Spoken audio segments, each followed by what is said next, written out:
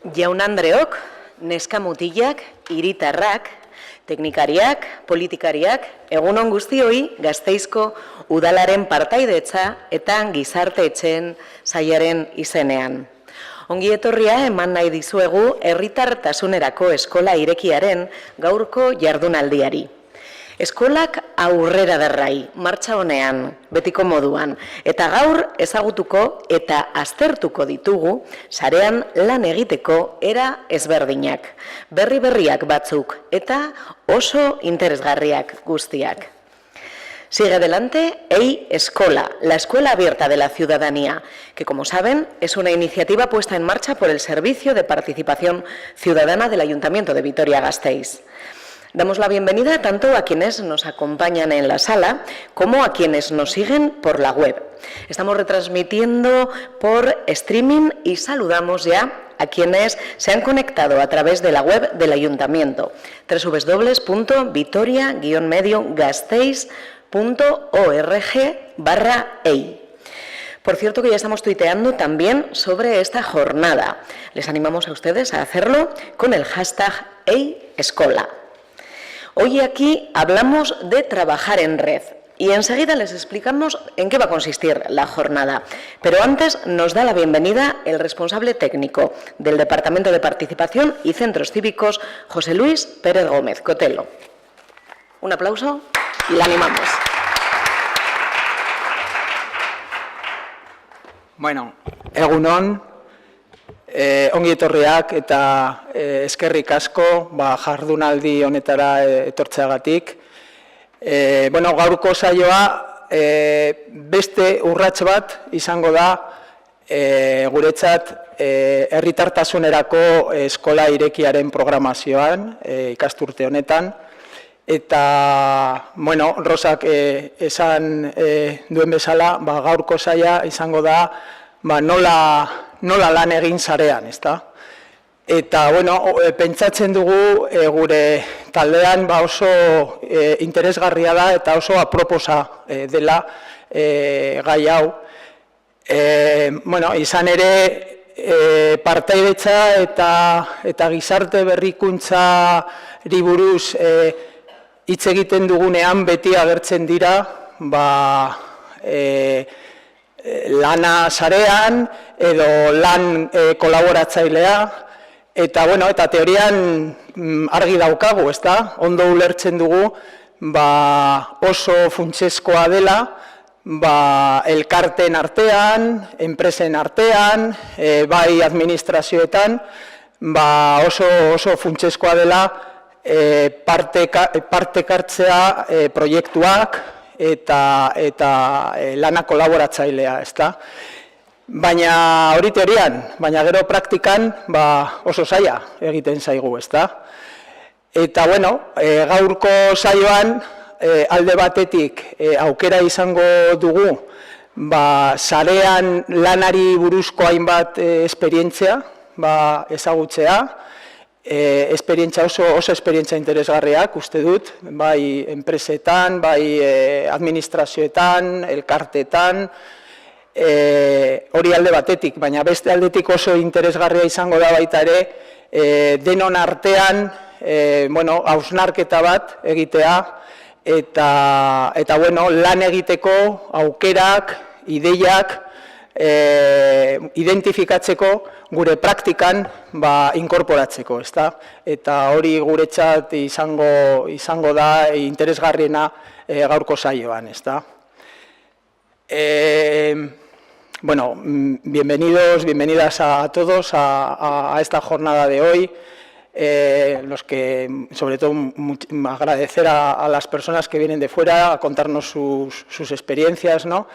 Y decía que la sesión de hoy, que se centra en el trabajo en red, que es un paso más dentro de esta Escuela Abierta de Ciudadanía, que lo que pretende es de alguna manera desarrollar la cultura participativa y hacernos reflexionar sobre determinados temas de importancia.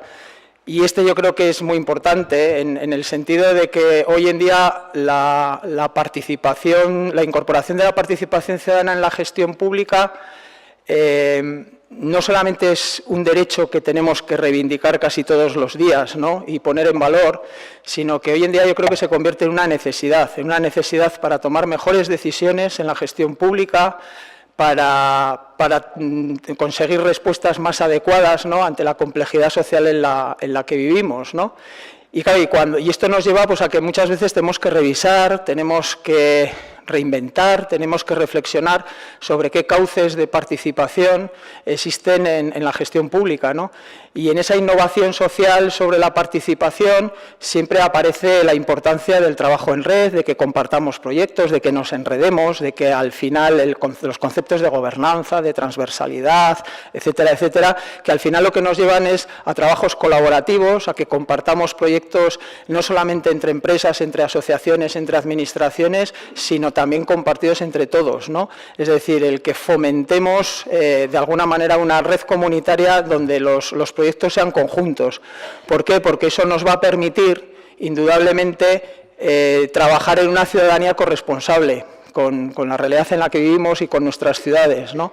Y trabajar y realmente en ese objetivo, en el fondo, que tenemos que tener desde la gestión pública, de conseguir unas comunidades pues, mucho más democráticas, mucho más igualitarias, mucho más inclusivas, ¿no?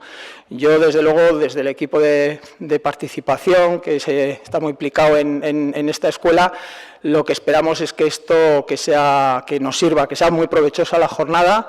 Vamos a tener experiencias muy interesantes que yo creo que nos pueden ayudar a ver ejemplos prácticos, ¿no?, de cómo se puede trabajar en red. Pero luego hay una parte también importante de reflexión compartida, donde lo que queremos también es sacar conclusiones de cómo podemos llevar a nuestra práctica diaria esto del trabajo colaborativo y de trabajar en red en los proyectos en los que estamos implicados cada uno, ¿no? Nada más, eskerrik asko de nuevo por venir y ya empezamos la jornada. Venga.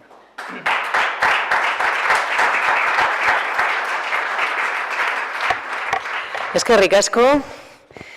Ya que no lo ha hecho Cotelo, pues lo voy a hacer yo. Vamos a presumir un poquito. EI, Herritartasunerako Eskola Irekia, la escuela abierta de la ciudadanía, ha sido uno de los 10 proyectos finalistas a nivel mundial en la edición 2018 de los premios Ciudades Educadoras. Además de lo que apuntaba él, pues decirles que nos han reconocido la importancia de constituir un espacio de encuentro y formación dentro del Servicio de Participación Ciudadana abierto a todas las personas de Vitoria-Gasteiz. El objetivo de EI Escola es ayudarnos a mejorar nuestra cultura participativa y a conocer los canales y las áreas en las que podemos colaborar. Al mismo tiempo, EI Escola pretende contribuir a que seamos cada vez más protagonistas y a que intervengamos en la gestión y en la política municipal con mayor motivación y también con mayor preparación. Pretende también que entre todos y entre todas hagamos de Vitoria-Gasteiz una ciudad más democrática, más transparente y más feliz. Y en eso estamos. Durante esta mañana vamos a conocer la experiencia de redes colaborativas surgidas desde la ciudadanía, desde las asociaciones, las instituciones y también las empresas. Para ello contamos con 5 representantes de otras tantas entidades. Desde RIA, la Red de Infancia y Adolescencia, Jesús Abad Pinto, concejal de Acción Social del Ayuntamiento de Alcalá de Henares. Por parte de ZAS, la Red Vasca Antirrumores, Leticia Pérez Cruz, mediadora también en AMECADI, la Asociación de Mediación de Euskadi. Esta mañana tenemos también con nosotras, desde NESI Euskadi, la red de las nuevas economías, a Iván del Caz, que es consultor en estrategia por el bien común, nuevas economías y branding ético. De Caleidos Red, la red de ayuntamientos, nos llega José Ramón Sobrón, gerente de Caleidos.red Fundación. Y contamos también con la coordinadora de ONGs de Euskadi, en este caso con Sofía Marroquín, que es la presidenta de la coordinadora de ONG de Desarrollo de Euskadi. Tras sus intervenciones habrá turno de preguntas. Tendremos ocasión de participar, como solemos hacer siempre, en EI Escola. Todo esto desde ahora y hasta las 2 de la tarde. Así que, como ven, va a ser una mañana intensa y esperamos también, como decía Cotelo, que sea muy provechosa. Tras la pausa para comer, llegará la dinámica participativa dirigida por Emma Ortiz Barredo, consultora para el desarrollo de personas, equipos y organizaciones, coach de ejecutivos y de equipos. Partiendo de las experiencias de esta mañana, nos plantearemos los beneficios y también las dificultades en el proceso y las propuestas o acciones para superarlas. Les invitamos a que recojan sugerencias, ideas y propuestas que nos trasladen nuestros ponentes, porque nos van a servir de base para la sesión de la tarde. Decirles también, por último, que contamos de nuevo con Eider Arreal y con Sheila García del colectivo Arabako Gorrak, que se ocupan de traducir todas las intervenciones a la lengua de signos. Zuei ere, eskerrik asko. Y si les parece, vamos a comenzar ya a conocer las diferentes experiencias del trabajo en red que veremos aquí esta mañana. En primer lugar, con Jesús Abad Pinto. Les mencionaba antes que es concejal de Acción Social del Ayuntamiento madrileño de Alcalá de Henares y de profesión educador social. Él nos trae la experiencia de trabajo en red de RIA, la Red de Infancia y Adolescencia, formada por una veintena de ayuntamientos y entidades que realizan buenas prácticas en materia de infancia. Vamos a ver un vídeo de presentación y enseguida estamos con Jesús.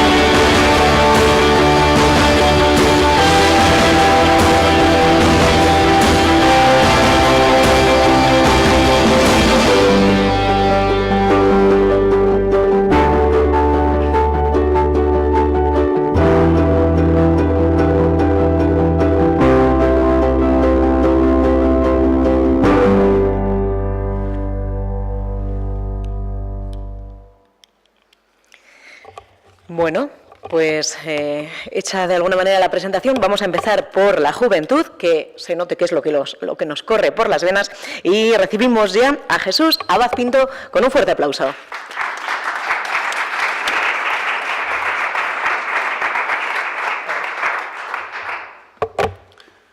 Bueno, hola, buenos días. Lo primero, agradecer la invitación al Ayuntamiento y a la Concejalía de Participación Ciudadana, especialmente a la Escuela Abierta. El agradecimiento y la felicitación y enhorabuena por este tipo de iniciativas que creo que se deberían replicar y también, pues en esa invitación, el gusto de poder aprender y el orgullo de poder estar en un sitio como este, que creo que tiene su importancia y para nosotros, para la red y para Alcalá de Henares, pues el poder también traer nuestras experiencias pues, nos reconforta y pues empezar agradeciendo la invitación. En la presentación decían que, bueno, ahora ejerzo como concejal de Acción Social, Departamentos de Juventud, Infancia y Servicios Sociales. Pero bueno, yo voy a intentar centrar la ponencia para que sea interesante, sobre todo para vosotros y para vosotras. Vengo de un trabajo técnico, decían que soy educador, y he trabajado como técnico también dentro de esta red, entonces, bueno, creo que sí que puedo marcar más los objetivos que os pueden servir y que puedan valer para que repliquéis, o por lo menos que la experiencia os sea atractiva e interesante. Tenemos aquí, a ver si funciona. Sí. Bueno, vamos a empezar con la parte un poco más formal. ¿Quiénes somos? ¿Qué es esta red? Bueno, pues la red, a ver.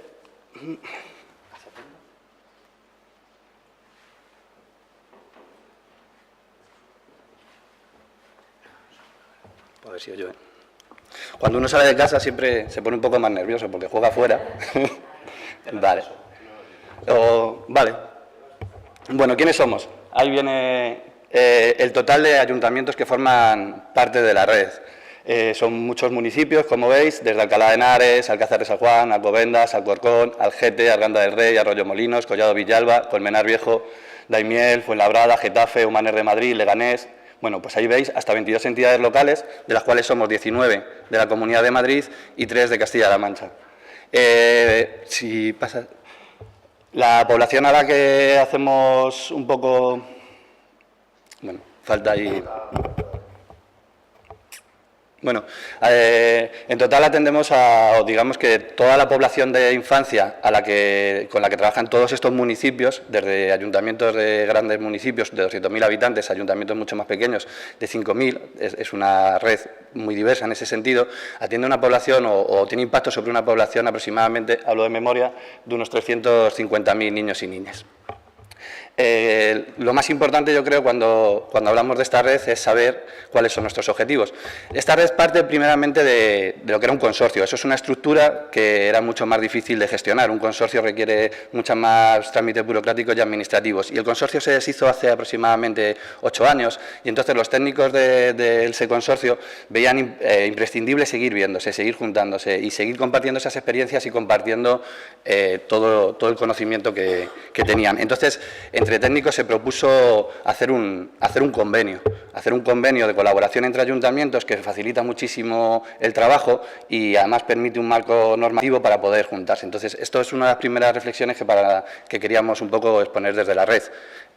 Cuando se dificulta la burocracia, es importante buscar esos esquemas o esas maneras de ayudarnos que son sencillas a la administración, que son sencillas también al trabajo político, que no requieren excesiva complejidad y entonces poder tener un espacio normativo donde juntarnos. Los objetivos que tenemos, que yo creo que esto es fundamental porque estamos hablando de infancia, es la promoción de la defensa de los derechos de la infancia y adolescencia en el marco de la Convención de los Derechos del Niño y de la Niña, que esto es algo que tenemos que ir haciendo también, pues incidiendo, y además separando del niño y de la niña porque tienen dificultades, no solo en nuestro país, sino también fuera, es una convención internacional, y las dificultades a las que se enfrenta una niña son diferentes a las que se enfrenta un niño y se está haciendo bastante hincapié en hacer esta diferencia. ¿Por qué esta convención es importante? Bueno, a diferencia de otros marcos, de otras leyes, incluso de una Constitución, hay normas que no son de obligado cumplimiento, pero una convención es de obligado cumplimiento y los países que la firman tienen el deber de hacerla efectiva. A veces cuando hablamos de la Constitución hablamos del derecho a la vivienda, que no es un derecho de obligado cumplimiento, pero las convenciones recogen una serie de derechos y las instituciones, en todos los niveles, desde el nacional hasta el municipal, tenemos la obligación de hacerlas efectivas. Cuando hablamos de la Convención de los Derechos del Niño y de la Niña, se recogen una serie de derechos y tenemos que ir haciendo todo lo que podamos desde las administraciones para que se cumplan. Uno de los derechos más importantes es el derecho a la participación y además a la participación enfocada como un elemento de protección también para la infancia. Si un menor tiene todos sus derechos reconocidos, entonces estará protegido. Si tiene la capacidad de participar, si tiene el derecho a la identidad, si tiene el derecho al juego, que es uno de los que están recogidos, y todos ellos se cumplen, entonces también estará protegido. Cuando hablamos de infancia, muchas veces de las administraciones tendemos al paternalismo y a la protección, y es muy importante que entendamos a la infancia también como sujetos activos de pleno derecho. Y de esta manera lo incorporamos a las políticas locales. Me voy de tiempo. Bueno, un poco hablando de los objetivos, la promoción de políticas municipales integrales dirigidas a ciudadanos menores de 18 años, que es lo que estábamos hablando antes, construir ciudades más amables y adaptadas a la infancia, De los 21 municipios que estamos dentro de esta red, 12 somos ciudades amigas de la infancia, que es un sello de UNICEF que tiene una serie de ítems que si cumples pues te da como un reconocimiento y también te encamina a nivel de políticas locales de qué acciones te puedes emprender. Y compartir y generar recursos, conocimiento y experiencia. Bueno, yo creo que esto dentro de lo que hoy estamos, dentro del encuentro en el que hoy estamos, esto era fundamental. Y esta era la necesidad que teníamos a nivel técnico para continuar, una vez que el consorcio se había un poco deshecho, ver qué podíamos hacer. Y esto pues es el primero, o sea, vuelvo a reforzar ese primer mensaje. Ante las dificultades, creatividad y buscar las fórmulas más sencillas para poder trabajar. Y dar un marco normativo desde el nivel político es muy interesante porque te permite poder trabajar y te permite tener elementos para incluir tú las políticas locales, pero a nivel técnico también facilita muchísimo el trabajo interadministraciones. Entonces, nosotros elegimos la fórmula de convenio, que es una de las más sencillas para poder establecer una red. Bueno, este convenio, pues el último se firma en noviembre de 2015, se firma cada 4 años. La presidencia la tenemos entre 3 municipios, en esta última legislatura fue San Sebastián, Mejorada y Alcalá de Henares, y bueno, pues la presidencia se va tornando cada cierto tiempo y por eso yo estoy aquí. Alcalá de Henares ahora mismo tiene la presidencia de la red y entonces pues también tiene las labores de dar difusión a todo el trabajo que estás haciendo. Como veis, el compromiso económico realmente es bueno, pues muy pequeño. Si nos fijamos en municipios de menos de 25.000 habitantes, este dinero no para políticas de infancia, sino en el trabajo de la red. Pues son 150 euros y llegamos hasta el más grande, que es el de Alcalá de Henares, por ejemplo, o Móstoles también estaría, que son 200.000 habitantes y con un compromiso de 1.500 euros. Esto cualquier ayuntamiento no tiene ningún problema en firmarlo y facilita luego pues, todo el tema de las actividades propias que tenemos en esta red de infancia y adolescencia. Pues todos los desplazamientos o alguna pequeña jornada de formación, pequeñas cosas propias de la red. Entre todos los municipios pues colaboramos y sacamos adelante este trabajo con una pequeña cantidad. Y luego, por supuesto, algo que yo creo que tiene que incluir cualquier trabajo es una memoria que posteriormente te sirve para poder seguir avanzando. Bueno, esto es algo muy técnico. Si seguimos avanzando, ¿cómo nos organizamos un poco por contar la experiencia? El trabajo diario a través de grupos de correo y gestión de contenidos, bueno, ahora a través de las nuevas tecnologías, estos son unos elementos que facilitan muchísimo el trabajo y que hay que implementar en cualquier tipo de red. El compartir conocimientos a través de Google Drive, por ejemplo, como herramienta, pero a través de la red, donde podemos tener desde mociones, documentos colaborativos. Ahora vamos a ver algún ejemplo de algún documento que hacemos de esta manera. Pues bueno, facilita muchísimo el trabajo en red y permite que podamos potenciar este trabajo. Pero también es necesario verse, así que una vez al mes pues hay una reunión técnica donde se pone al día todo el mundo, donde trabajamos por comisiones. Las comisiones que tenemos son formación, comunicación, seguimiento y participación. Y luego, aparte de todo esto, pues también algo que yo creo que es interesante cuando tenemos un trabajo colaborativo es tener un espacio político. Bueno, pues yo creo que sí, que hay que también tener ese espacio de visibilización política. A veces cuando decimos que los proyectos necesitan apoyo político, pues yo a lo largo de estos 4 años que llevo en el ayuntamiento lo resumo en 2 cosas que son bastante sencillas: apoyo económico y visibilización.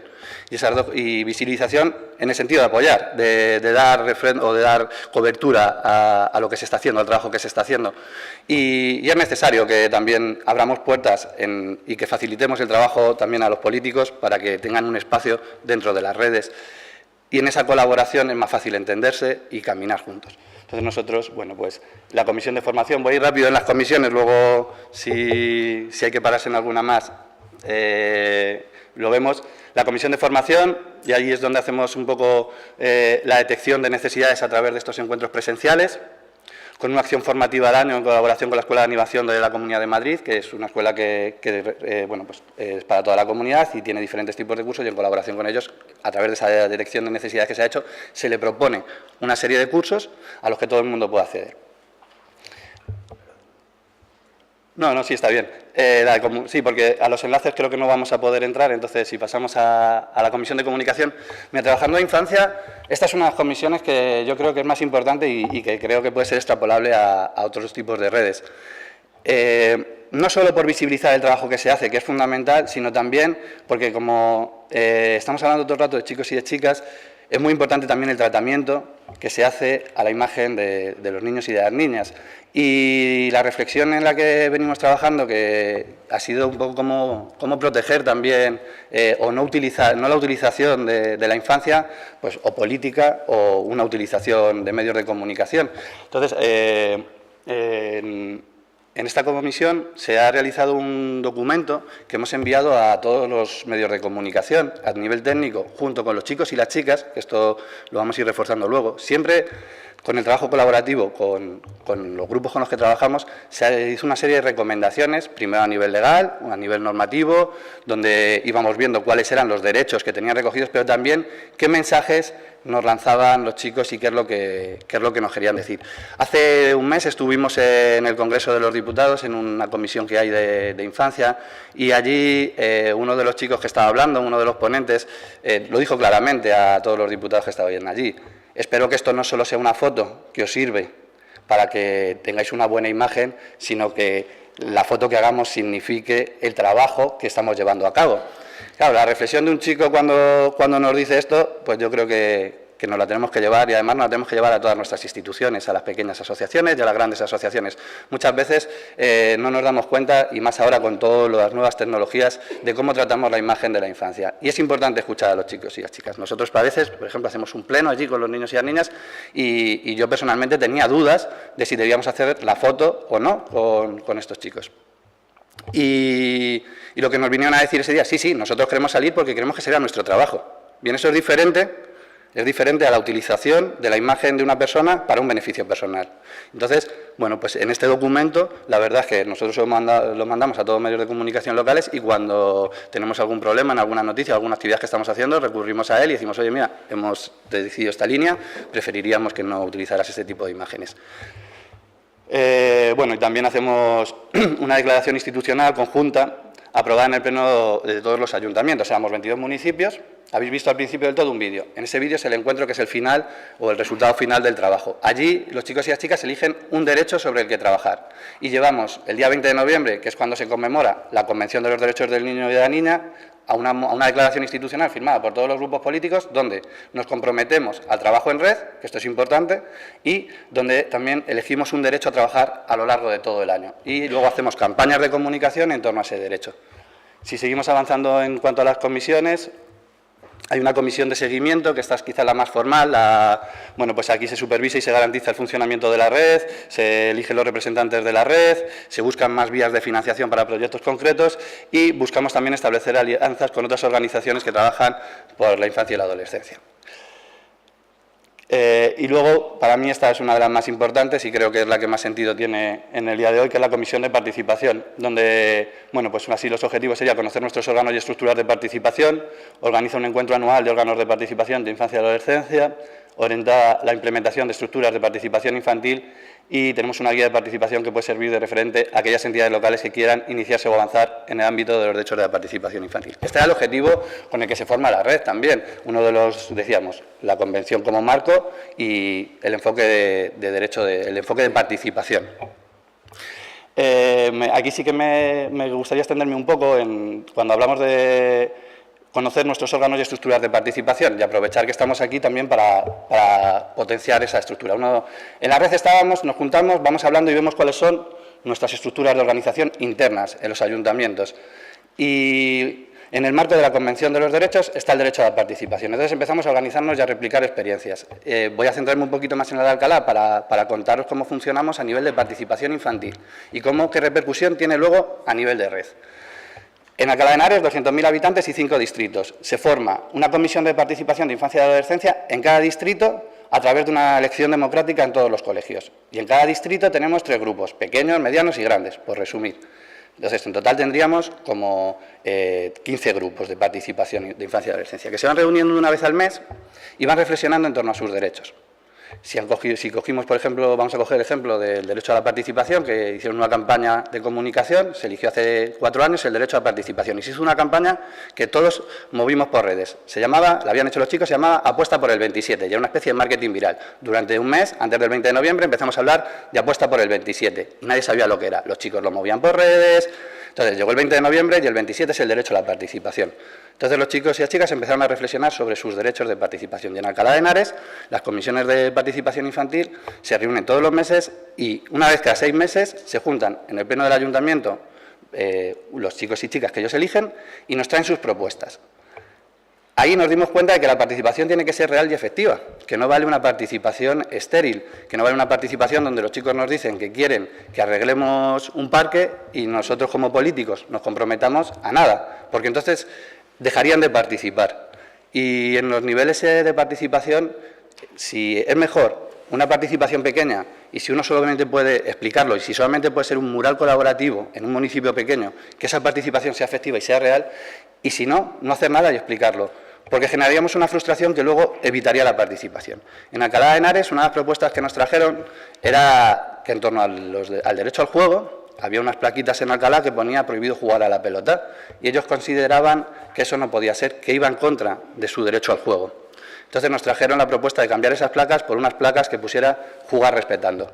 Un mensaje positivo, educativo, que hace del espacio un lugar común, un lugar de encuentro y que además tiene que ver con esos derechos que queríamos reconocer o que debemos impulsar y que sean efectivos.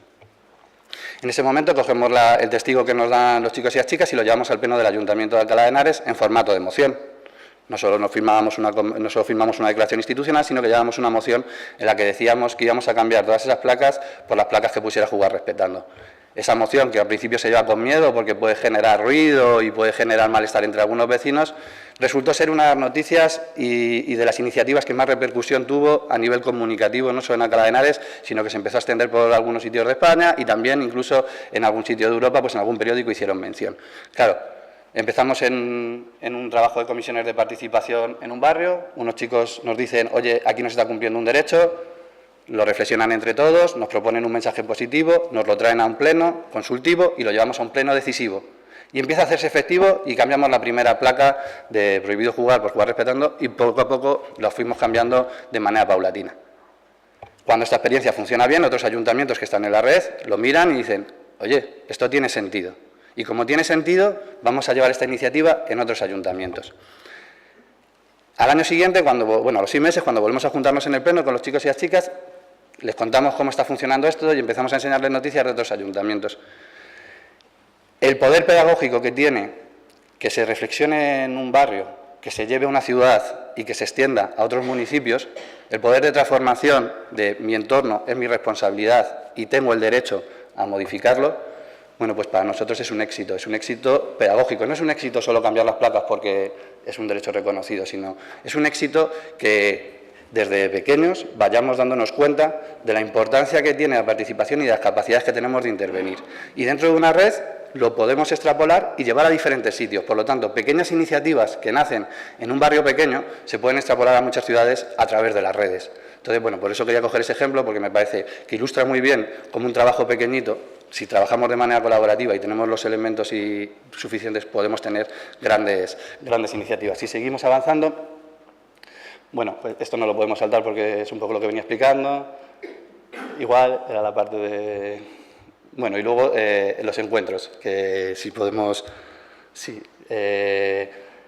bueno, estos son, entonces, un poco por seguir avanzando. Decíamos que teníamos nuestras comisiones y luego, una vez al año, nos juntamos en diferentes ciudades, nos hemos juntado en Móstoles, ahora vamos a juntarnos acá. Bueno, todos los años hay un encuentro donde los chicos y las chicas, a través de sus comisiones, en cada municipio son diferentes. Yo os he contado las de Alcalá, en otros sitios tienen proyectos de participación diarios o semanales, en otros tienen comisiones 2 veces al mes. Bueno, pues todas estas personas con las que se están trabajando la participación se juntan y entre ellos son los que marcan la agenda de lo que tenemos que hacer. Y en ese encuentro se reflexionan muchísimas cosas, se reflexionan valores, se hace trabajo en equipo y es el que nos hace la brújula a nivel tanto técnico como político de lo que tenemos que hacer a lo largo de todo el año. Entonces, bueno, a nivel de red creo que también es muy importante que si trabajamos con nuestras organizaciones y luego tenemos nuestros grupos, pues también que hagamos todos los escalones. O sea, que la población diana con la que trabajamos o la población con la que estamos trabajando, si es a nivel de ONGs, por ejemplo, pues que también tenga una repercusión en las redes institucionales, no que sea una red institucional pura y dura, que simplemente es el trabajo técnico y de ahí no sale, sino que de alguna manera tenga influencia de la población con la que está trabajando y que la incluya en toda su agenda y en su política. Creo que he ido rápido, creo que me quedan 2 o 3 minutos y bueno, creo que no quedan más diapositivas. ¿No? Bien. No sé, bueno, pues un poco por cerrar, creo, bueno, no recuerdo muy bien la frase, es una frase de Galeano que dice que mucho fuego, ¿no? La historia está de los fueguitos pequeñitos. A mí siempre me recuerda a esta red. Es mucha gente haciendo cosas pequeñas y al final salen grandes iniciativas. Un poco estaba contando toda la parte técnica y a nivel político creo que es importante también que nos llevemos un mensaje, porque cuando trabajamos a nivel técnico con nuestros concejales también hay que darles motivos para que lleven estas experiencias y también tiene que tener una rentabilidad política y hay que saber también vender, perdón la expresión, hay que saber motivar o inspirar a la parte política de la rentabilidad que tiene nuestro trabajo. En el trabajo de la Red de Infancia y Adolescencia, el plenario que hacemos los 20 de noviembre con todos los municipios, allí se lee públicamente la declaración que vamos a firmar ese año y bueno, pues hacemos una foto de grupo con todos los alcaldes y de esta manera pues también ellos tenemos un nivel de comunicación y nos sabemos integrar. Al final, bueno, un poco la última reflexión sería cómo integrar este trabajo técnico con el trabajo político, cómo seducir a la parte política para que vea la importancia a veces de todo el trabajo que hacemos. Yo decía que la Convención es de obligado cumplimiento y cualquier persona que esté en política debería tener la ilusión de poder hacer efectivo esos derechos y poner todo lo que tiene en su mano para poder cumplirlo. Pero también la política tiene una serie de códigos que van más allá de la ideología y que tienen que ver con el día a día. Y en esos códigos también hay que saber buscar esos huecos y esos encuentros entre la parte técnica y la parte política. Y en este caso también entre la población destinataria y la parte política, que son estos encuentros que hacemos cada 6 meses con todos los chicos y las chicas de las comisiones de participación. Al final se establece un diálogo de comunicación que también hace efectiva aquí lo estáis hablando, la democracia, la transparencia, la participación ciudadana nos hace sujetos de pleno derecho. El Ayuntamiento de Madrid, que no está en esta red, pero hablando un día con la técnico de infancia que lleva el programa de las comisiones y saliendo de un pleno de comisiones de participación de infancia en el que los chicos y chicas hablaban con Manuela Carmena, Carmena terminó diciendo que había recibido las propuestas más interesantes de toda la legislatura, o de las más interesantes de toda la legislatura. Cuando trabajamos con infancia, veníamos, yo creo, de un mensaje de protección y estamos empezando a incluirlos dentro de nuestra participación diaria y dándoles estos derechos efectivos. En Alcalá de Henares empezamos a hacer una estrategia, un plan de infancia también colaborativo y de participación que luego extrapolamos o que damos a conocer también en la red. Y cuando fuimos trabajando con mayores, con niños, con profesores, con la comunidad educativa y allí van haciendo diferentes tipos de propuestas. La reflexión que se obtiene cuando terminamos este trabajo es que cuando pensamos por y para la infancia, hacemos propuestas que son mejores para todas las personas. Y esto es fundamental para incluirlo en cualquier institución, el trabajo que tenemos con los chicos y con las chicas. Pongo un ejemplo muy sencillo.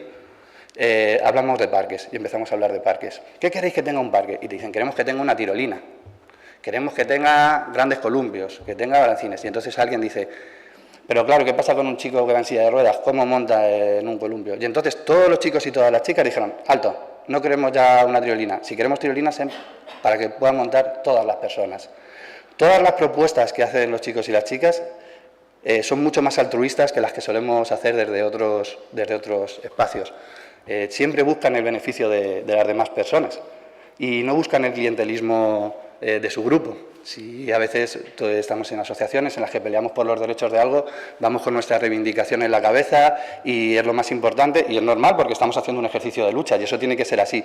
Pero cuando estamos en la época de la infancia somos más altruistas y pensamos más en los demás. Y cuando desde adultos pensamos para la infancia, salen propuestas mucho más positivas. Un ejemplo de ello es la peatonalización. Nosotros en el plan estábamos empezando en Alcalá de Henares a tener pequeñas zonas peatonales, porque todavía no tenemos un gran centro. Tenemos un centro histórico, pero todavía no es peatonal.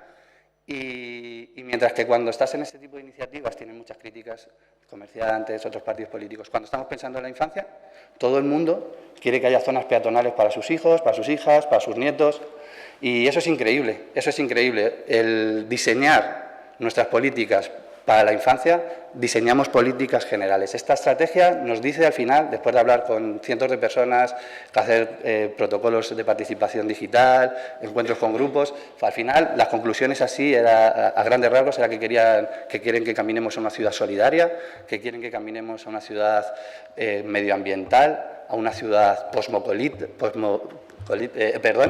a una ciudad diversa. Hablaban de diversidad, además, los chicos y las chicas. Y nos dimos cuenta cómo podíamos llegar a consensos políticos, y eso también era muy importante. Y en ese trabajo pues hemos conseguido consensuar con todos los grupos del Ayuntamiento de Alcalá de Henares una estrategia a 12 años vista.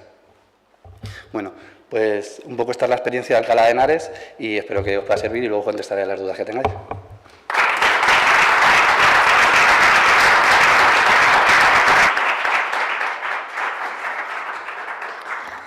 Es que ricasco, Jesús, muchas gracias además por el detalle de la intervención, ¿no? A mí me ha encantado el anuncio ese, el ejemplo de las placas, respetar jugando, y lo que dices, ¿no? Tiene una mirada más inclusiva, menos clientelista, los niños y las niñas. Por cierto, Vitoria-Gasteiz también es ciudad amiga de la infancia desde noviembre del año pasado.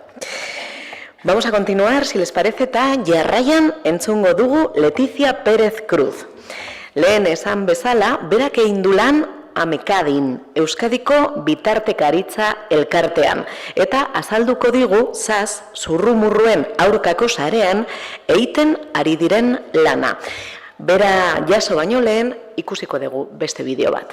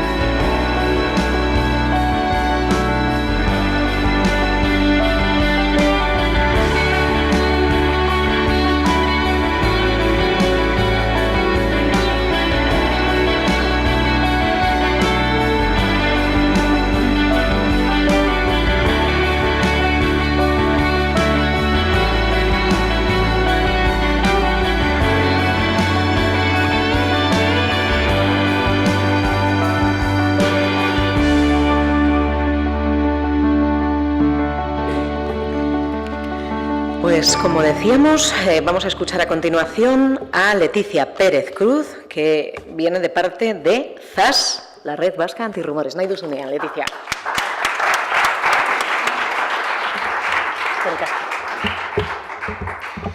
Bueno, pues buenos días. Mi nombre es Leticia Pérez y vengo de la Asociación Amecadi, como bien me presentaba Rosa. En primer lugar, quería agradecer a la organización por la atención durante estos días y la buena acogida durante esta mañana. y también a la Escola por la atención puesta en la Red Vasca Antirrumores, en ZAS, por permitirme estar hoy aquí y contaros la experiencia que estoy viviendo dentro de la Red ZAS. Desde Amecadi somos una entidad que pertenece a la Red ZAS y también somos facilitadoras de redes de agentes antirrumores en diferentes municipios de Euskadi. Entonces, bueno, yo, como veis, suelo estar más en ese lugar que en este, porque soy facilitadora de grupos, entonces espero que tengáis un poco de paciencia conmigo, porque estos espacios se me dan un poco peor, pero bueno, intentaré hacerlo lo mejor posible. Voy directa a contaros qué es ZAS. ZAS es el nombre y las siglas en euskera de la Red Vasca Antirrumores, Zurrumurruen Aurkako Sarea. Somos una red de agentes sociales e instituciones públicas que llevamos a cabo diferentes iniciativas antirrumores adaptadas a cada municipio o a cada ámbito de actuación, ¿no? Y todas desde una perspectiva y un enfoque de derechos humanos, intercultural y antirracista. Me voy a basar en dos... No, quédate ahí, sí, por fin. Me voy a basar en dos definiciones para poder explicaros qué es eso de las estrategias o iniciativas antirrumores, ¿no? Que, como veis, como decía al inicio, son la base de ZAS, de la Red Vasca Antirrumores. Comienzo con esta definición que siempre utilizo yo, que me parece como muy sencilla, ¿no? ¿Qué son las estrategias antirrumores o las iniciativas antirrumores? Pues son proyectos de participación y sensibilización social que tienen como objetivo principal desmontar los rumores que escuchamos en nuestra vida cotidiana, estereotipos negativos, prejuicios que existen hacia la población de origen extranjero, que por supuesto son falsos y que perjudican y afectan a la convivencia de nuestros barrios, de nuestros municipios. Bueno, para ello lo que se generan y se crean desde todas las iniciativas antirrumores o desde las estrategias antirrumores son redes de personas y movimientos sociales, agentes sociales, que bueno, comprometidas con los valores de la interculturalidad, a través de una formación y una reflexión, lo que hacemos es, bueno, pues convertirnos de alguna forma. Ya el término convertir no me convence del todo, pero bueno, convertirnos en agentes antirrumores, ¿no? Que es un término que utilizamos desde las estrategias antirrumores. ¿Para qué? Pues simplemente para desmontar, bueno, simplemente, ni que fuera poco, ¿no? Para desmontar esos rumores que escuchamos en nuestra vida cotidiana, ¿no? Que vemos que afectan a la convivencia y que, por supuesto, tenemos una capacidad, cada persona, cada vecino y cada vecina de Vitoria-Gasteiz, de poder llevar todo este aprendizaje que contienen las redes de agentes antirrumores a nuestros espacios de influencia, a nuestros entornos. Entonces, si quieres pasar. Gracias. Sí que es cierto que el término antirrumores, su versión en euskera, zurrumurrurikez, viene o nace en Barcelona en el año 2010, dentro de su plan de convivencia y diversidad, y se enmarca en Barcelona Antirrumors, ¿no? Se apoya en todas estas metodologías que desarrolladas en un proceso de consolidación y de expansión han trascendido no solo en Barcelona y Euskadi, sino que también han trascendido a nivel estatal, europeo incluso internacional. Seguro que alguna de vosotras ha escuchado por ahí estrategia antirrumores, ¿no? Le suena de algo, ¿no? Y muchas veces no solo en Euskadi, ¿no?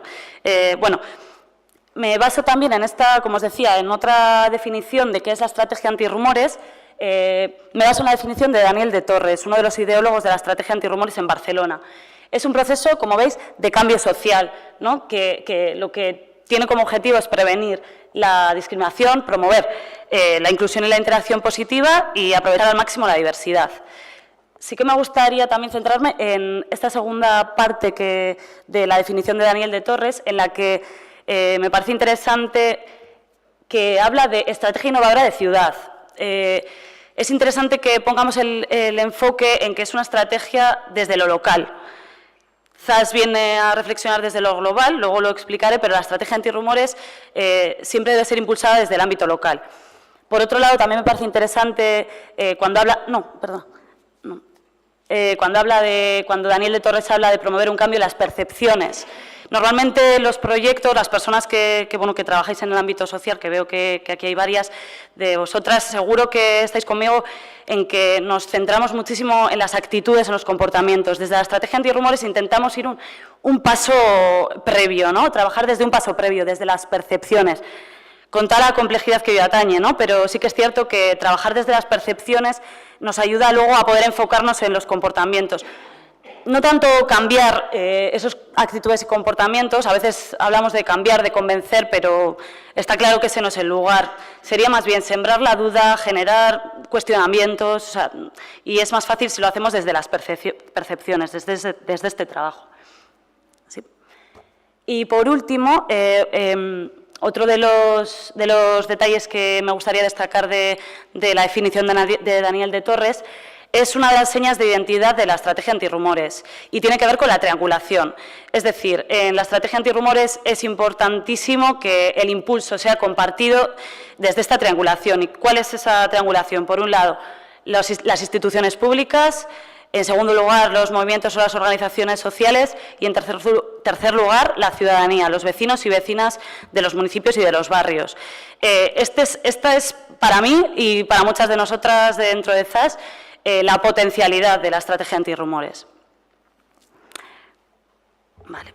Ahora me gustaría comentaros por qué es necesaria una estrategia antirrumores con 3 ideas. Seguro que hay muchas más y mis compañeras podrían decirla también, pero quiero centrarme en 3 ideas por las que yo pienso que es interesante y es necesaria incluso una estrategia antirrumores. En primer lugar, contaros, seguro que conocéis la pirámide del odio, ¿no? Esta imagen que nos representa muy bien cómo las violencias pueden ir generándose de una forma estructurada en forma de pirámide, ¿no? ¿En qué nos centramos en la estrategia antirrumores? Nos centramos en incidir fundamentalmente en la base de la pirámide del odio, como veis ahí, en las actitudes prejuiciosas, ¿no? Es cierto que es imprescindible que sigamos incidiendo en el resto de los niveles de la pirámide del odio, pero claro, ¿qué ocurre? Que en muchas ocasiones no ponemos atención, no ponemos el foco en la base, como si no fuera importante, ¿no? Y es precisamente la base del resto de niveles de la pirámide. Si quieres, pasa un poquito más y ya dejo todas y listo. Es que ricasco. Como veis, si la idea que tiene la estrategia antirrumores es incidir en esta base de la pirámide del odio para reducir al máximo posible estas actitudes prejuiciosas para que el resto de los niveles superiores no se puedan construir, no se puedan ir desarrollando. Entonces, aceptar estos comportamientos que en muchas ocasiones nos parecen que tienen poca importancia, que son banales, pues aceptar estos comportamientos, la pirámide del odio nos recuerda que puede dar lugar a comportamientos o actos de los niveles superiores, ¿no? Que tienen que ver, como veis, con la violencia, incluso, ¿no?, en los niveles superiores con el genocidio en los casos más extremos de violencia, ¿no? Entonces, me parecía como una imagen muy clara que nos podíamos llevar todas de aquí, ¿no? Como diciendo, ostras, cuando yo esté en mi entorno tengo que hacer un clic con esa base de la pirámide del odio y cuando escuche estos rumores, estas actitudes prejuiciosas, yo también puedo ser agente antirrumores. Vale. Vale, otra de las imágenes que me parecía bastante gráfica para poder explicaros por qué es interesante y necesaria la estrategia antirrumores tiene que ver con 3 elementos. En primer lugar, el miedo. Todas y todos vivimos en este contexto actual, ¿no?, de incertidumbre, incluso de miedo en muchas ocasiones. En segundo lugar, vivimos en el mundo, en la era, ¿no?, de la comunicación, de la información, pero no sé si compartís conmigo que en muchas ocasiones sentimos que toda esa información a veces es desinformación, ¿no? Nos cuesta a veces contrastar esas noticias que encontramos bueno, ¿no?, nos cuesta encontrar esa información veraz, esas fuentes fidedignas. Entonces, esta combinación de miedo y desinformación en algunos casos puede generar narrativas o discursos de odio, de rechazo. Entonces, me parece que es necesaria la estrategia antirrumores. ¿Por qué? Porque atiende, por un lado, las emociones que hay detrás de los rumores, bueno, detrás de las personas, ¿no?, que los rumores es algo más abstracto, detrás de las personas que difunden esos rumores, también atiende a la información, a la necesidad de crear, pues eso, argumentarios, datos, fuentes fidedignas, documentación veraz que nos informe sobre esos rumores que existen, si son ciertos, si no lo son, qué parte hay de verdad, qué parte no es cierta. Y todo ello hace que hagamos que los discursos de odio y de rechazo pues tengan menor espacio, ¿no? Entonces, por eso esta imagen me parecía también clave para identificarlo, ¿no? Vale, y por último, contaros por qué me parece interesante la estrategia antirrumores. Y esto, bueno, esta imagen es una invitación también a que os la podáis llevar cada una y cada uno tras esta jornada. ¿Por qué? Porque es muy sencillo esta construcción de los estereotipos, de creencias, categorizaciones que hacemos en muchas ocasiones para simplificar la realidad, nos ayuda a entender la realidad, pero en otras muchas construimos estereotipos negativos, en el caso de la estrategia antirrumores, hacia personas de origen extranjero, ¿no? Los construimos casi sin darnos cuenta. Y ¿cuál es el problema? En el caso de los estereotipos negativos, el problema existe cuando pasamos a los prejuicios. La emoción nos invade y con ella las actitudes hostiles.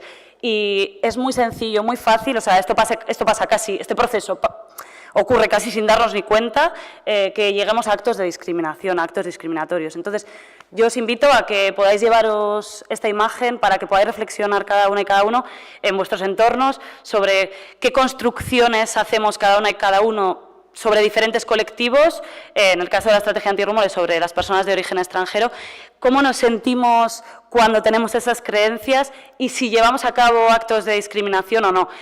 Que nos pongamos un poco como a reflexionar de forma personal. Entonces, os invito a ello.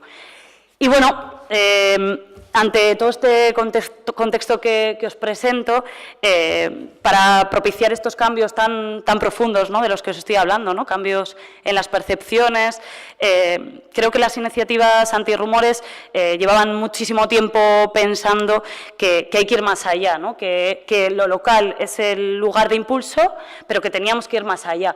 Que es preciso alcanzar, como digo, nuevos niveles de influencia para propiciar esos cambios tan profundos, ¿no? Fundamentalmente, centrándonos en esa triangulación que os comentaba al inicio, ¿no?, en la que están las instituciones, en las que están agentes sociales, movimientos sociales y ciudadanos, vecinos y vecinas a nivel particular. Y bueno, también era imprescindible con el boom de las estrategias antirrumores, porque seguro que habéis escuchado en diferentes ciudades, municipios a nivel europeo. Ahora mismo creo que son más de 70 los municipios que forman parte, que tienen una estrategia antirrumores, que impulsan una estrategia antirrumores, ¿no? Entonces, con todo ese boom de estrategias antirrumores, se nos hacía también como necesario, imprescindible, ponernos a reflexionar sobre objetivos, sobre metodologías, compartir qué experiencias han sido exitosas en cada municipio, qué tenemos en común, qué diferencias tenemos que podemos compartir también y que son interesantes. Entonces, desde ahí es por ello que desde 2011... perdón, es que como no... No, soy yo, ay, que me cuesta, que yo estoy más acostumbrada a darle... Bueno, y es por ello que desde 2011, desde que el Gobierno vasco inició su campaña, igual recordáis, Frena el rumor, se llamaba, con una guía contraargumentando rumores y estereotipos negativos hacia la población de origen extranjero. Bueno, pues desde ahí ha habido un grupo de personas que trabajamos en iniciativas y estrategias antirrumores, que hemos ido de forma periódica y constante reuniéndonos y manteniendo reuniones para compartir, como os decía, todas estas vivencias y hemos podido interconectar un buen número de estrategias antirrumores que se han ido desarrollando en Euskadi. Tras todas estas reuniones periódicas que se han ido dando, en marzo de 2016 realizamos una presentación oficial en Donosti, en la que se presenta la Red Vasca Antirrumores con sus siglas ZAS y bueno, con base en un manifiesto que todas estas entidades y otros profesionales e instituciones públicas que aquí veis han firmado, ¿no?, y que de alguna forma se comprometen a llevar a cabo. Entonces, bueno, esta es una pequeña muestra, como veis están las 3 diputaciones, Gobierno vasco, diferentes ayuntamientos, el Observatorio Vasco de Inmigración Ikuspegi y luego, pues como veis, ACCEM, CEAR Euskadi, Caritas Vizcaya, Sorracismo, Fundación Ayacuría y otras muchas entidades que se han ido sumando y que se están sumando en estos momentos a la red ZAS. Vale. No sé. Vale, bueno, pues quiero centrarme también en los objetivos. Estoy corriendo mucho y le miraba a Rosa para saber cuánto tiempo me quedaba, porque quiero dar después la palabra a una de las personas que forman parte de la red antirrumores del municipio de Vitoria-Gasteiz, en concreto del Pilar y Parralde, y me apetecía que escucharais qué es eso de ser agente antirrumores en primera persona, por eso estoy igual un poco acelerada, pero luego, si queréis, calmada, os contesto las preguntas que queráis y en el café igual. Entonces, bueno, centrándonos en los objetivos, en estos momentos hay 4 objetivos que me parece interesante resaltar. A pesar de que estamos en un periodo de reflexión estratégica y adelanto, así que esto puede modificarse en cualquier momento, pero bueno, estos sí que son los objetivos base que dieron pie a esa presentación en el 2016. Bueno, ser un espacio para el conocimiento y el análisis de buenas prácticas en relación con las estrategias antirrumores, algo necesario, algo obvio, reunirnos, conocer las estrategias antirrumores, analizarlas, conocer buenas prácticas, algo que cualquiera de las redes que estáis aquí seguro que también hacéis y que veis interesante. Por otro lado, también generar experiencias de trabajo conjuntas. Nos parecía interesante no solo quedarnos en el ámbito local y en la reflexión como estrategias antirrumores, porque creíamos que podíamos tener, con todo ese plantel de instituciones públicas y entidades que os comentaba, ¿no? Nos parecía importante poder salir a otras acciones que fueran propias de la red, ¿no? Entonces, nos parecía interesante este objetivo también. Tercer objetivo, propiciar un canal para la difusión y la multiplicación del impacto social de las experiencias antirrumores generadas en Euskadi. Bueno, luego os enseñaré algunos de los, bueno, os presento algunos de las redes sociales y de los medios en los que nos podéis encontrar. Y último objetivo, incorporar a nuevos agentes sociales e institucionales con los que compartir experiencias y objetivos, ¿no? Estamos en un momento, aunque os estoy hablando de antes de 2011, ¿no? Este grupo, seguimos en un momento de cambio, ¿no? La Red Vasca Antirrumores es una red abierta a nuevos agentes sociales y a nuevas instituciones públicas, porque creemos, a pesar de la complejidad, ¿no? Que esto atañe, esta triangulación atañe una complejidad, y ya lo decía en el inicio el director de participación, que los procesos participativos son complejos, pero somos valientes desde la Red ZAS y queremos, bueno, que sea lo más abierta posible para que ese efecto multiplicador que tiene como base la estrategia antirrumores, bueno, pues se genere en todos los espacios posibles, porque, como sabéis, los rumores están en todos los espacios y en todos los lugares. Entonces, cuanto más lejos consigamos llegar, pues más rumores conseguiremos desmontar o nuevas narrativas, ¿no? Podremos crear, que igual me gusta más esta segunda parte también. Bueno, estamos en un momento, como os decía, también de intensa actividad, y por eso estos 4 objetivos que os comentaba, probablemente iremos ampliándolos en los próximos meses. Desde la Red ZAS realizamos reuniones mensuales. Con lo que decía, la complejidad, es una asamblea grande, todas estas instituciones públicas, todas estas entidades nos sumamos en asambleas mensuales, reflexionamos sobre las experiencias que estamos teniendo y veíamos necesaria e imprescindible una reflexión estratégica en la que estamos ahora mismo inmersas y que durará hasta junio. Así que ya os contaré, para eso de junio, ya os contaré cómo nos ha ido y cómo hemos ampliado todos estos objetivos. También es cierto que no paramos la actividad porque, como veíais en uno de los objetivos, queríamos generar acciones como ZAS, como Red Vasca Antirrumores, y es por ello que en los próximos meses seguro que escucharéis que abrimos un ciclo de conferencias para trabajar todos estos temas de las estrategias antirrumores en diversos municipios, ¿no? Organizada desde ZAS, con la verdad que un elenco de profesionales que es maravilloso. Así que, si tenéis la oportunidad, serán conferencias muy, muy interesantes. Y, por otro lado, también seguimos trabajando en el diseño de un catálogo de experiencias antirrumores para que cada persona, cada entidad o cada municipio pueda elegir también llevar a sus entornos la estrategia antirrumores, ¿no? Generar esos efectos multiplicadores que decía, ¿no? De una forma sencilla. Bueno, estas son algunas de las ideas en las que estamos ahora mismo inmersas desde ZAS. Y, bueno, antes de dar la palabra a Pablo, sí que me gustaría Aquí tenéis, como os había dicho antes, algunos de los espacios digitales donde nos podéis encontrar. La web sufrirá también algunos cambios en los próximos meses con esto de la reflexión estratégica. Y bueno, nos encontráis también en Twitter y en el Facebook. Podéis ver en la web y en el Facebook fundamentalmente todas las actividades que vamos viralizando de alguna forma desde las iniciativas antirrumores municipales de varios de los municipios de Euskadi que participamos en ZAS, ¿vale? Para que podáis estar atentas y atentos, pues ahí nos podéis seguir. Y bueno, lo que decía, antes de dar la palabra a Pablo, agente antirrumores del Pilar y Parralde, para que bueno, pueda contar él en primera persona, que esto me parece interesante, ¿no? Que es eso de ser agente antirrumores, que así a priori como que suena un poco raro, ¿no? Agente antirrumores, pero no, la verdad es que tiene mucha amiga. Y bueno, quería mostrar esta imagen, que seguro que compartís muchas y muchos de vosotras, ¿no?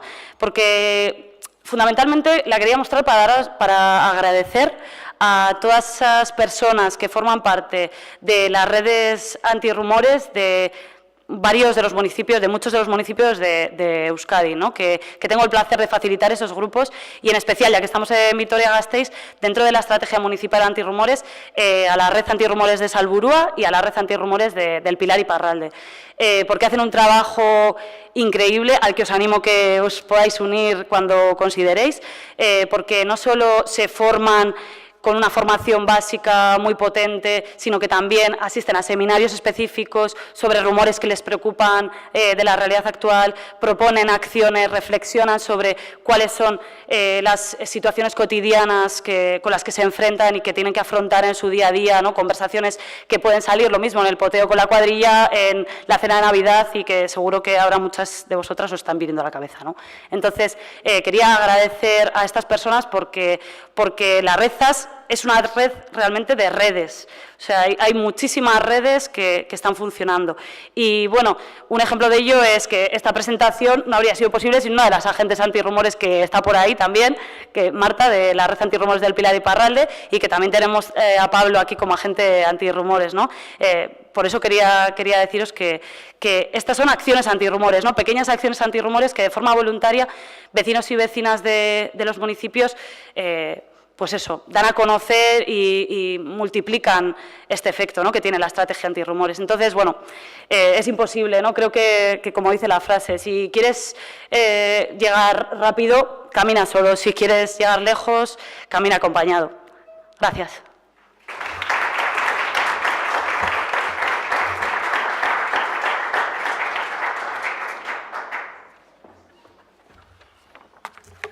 Bueno, hola, buenos días. En primer lugar, muchas gracias por esta oportunidad. Mi nombre es Pablo, trabajo en ACCEM como técnico de discriminación.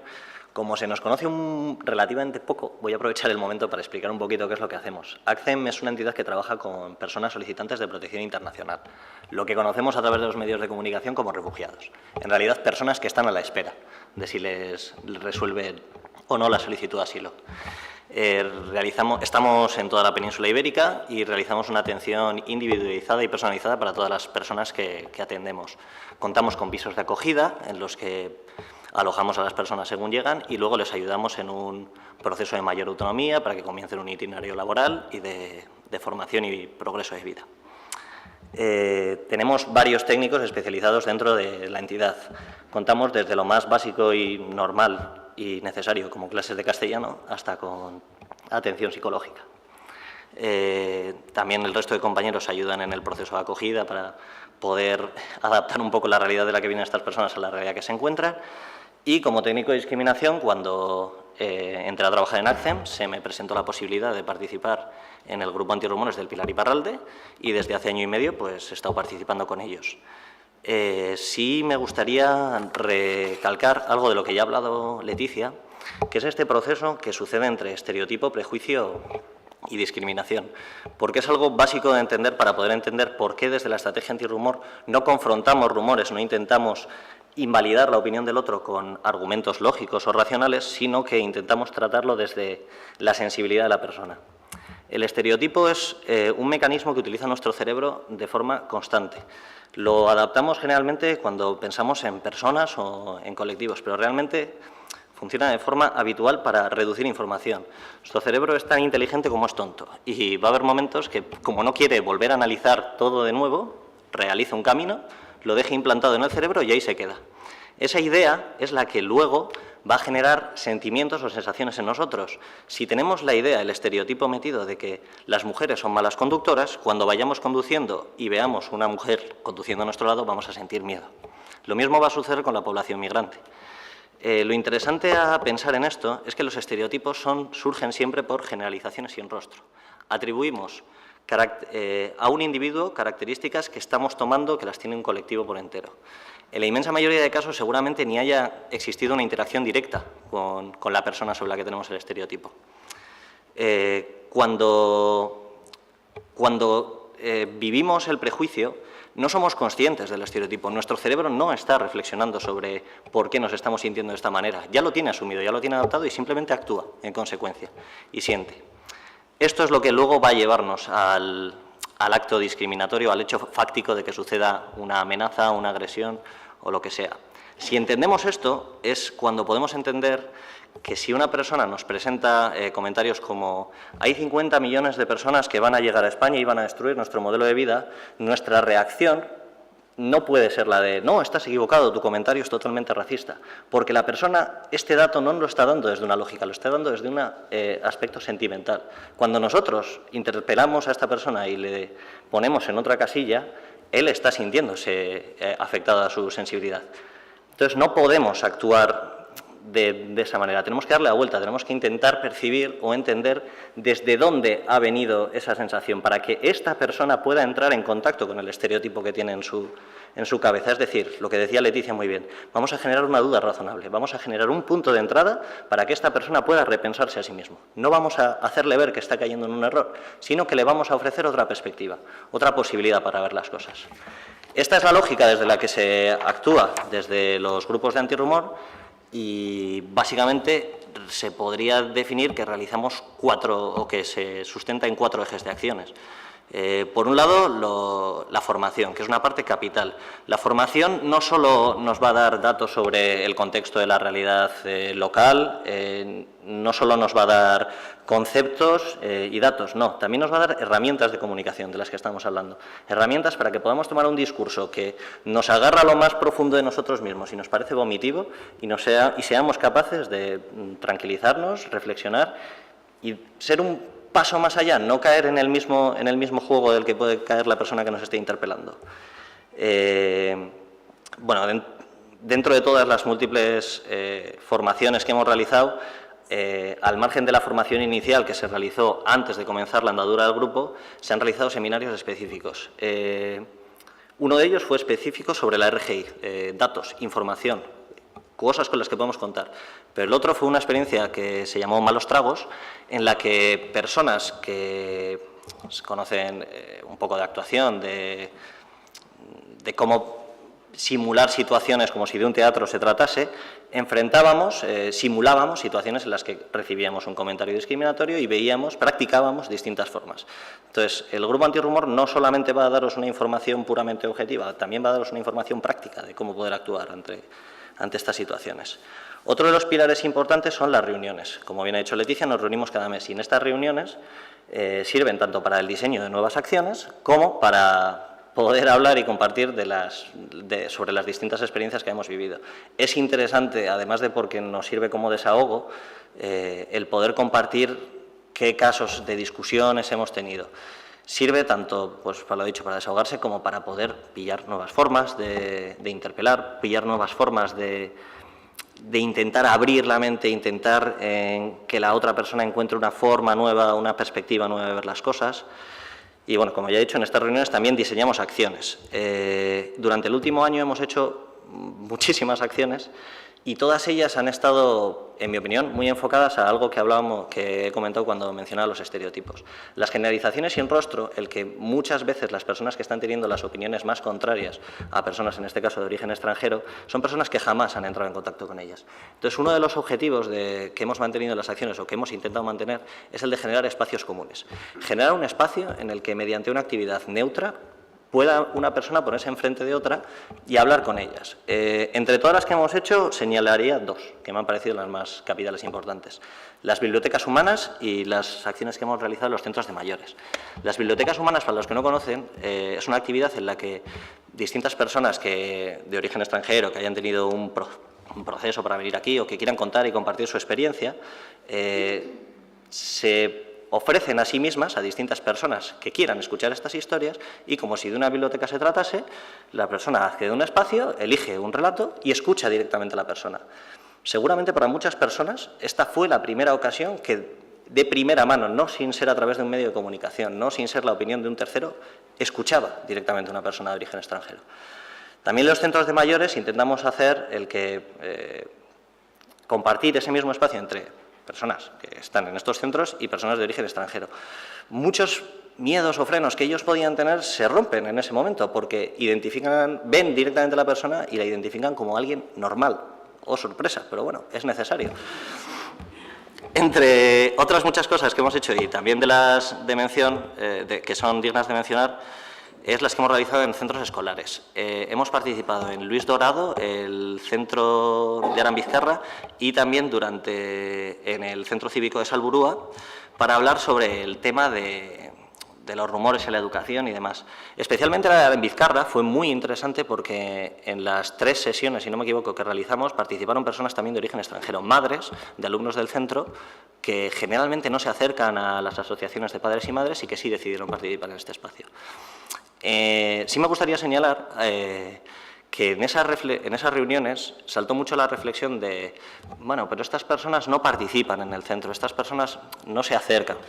Cuando escuchas los motivos por los que estas personas no participan, uno acaba viendo que no es por un rechazo, no es por un no encajan con mi cultura, no, es por razones tan simples como, bueno, yo no me veo en el nivel suficiente de castellano como para poder participar. Bueno, yo no me veo en el nivel educativo suficiente como para poder aportar algo. Ellos mismos tienen estos frenos que si nosotros no les ofrecemos un espacio como este, jamás escucharíamos esas opiniones. Entonces, insisto, en el diseño de acciones, muy importante, generación de espacios comunes. Y nada, por finalizar, bueno, de nuevo muchas gracias por escucharnos y animo a todo el mundo a visitar las distintas webs para que contraste información y que se acerque cualquier día que quiera en las reuniones que realizamos semanalmente y mensualmente, para participar con nosotros directamente en el grupo y ver de primera mano qué hacemos, cómo funcionan estas discusiones, cómo diseñamos acciones. Cualquier idea es bienvenida y siempre estamos dispuestos a buscar nuevas formas de realizar nuestros objetivos. Muchas gracias.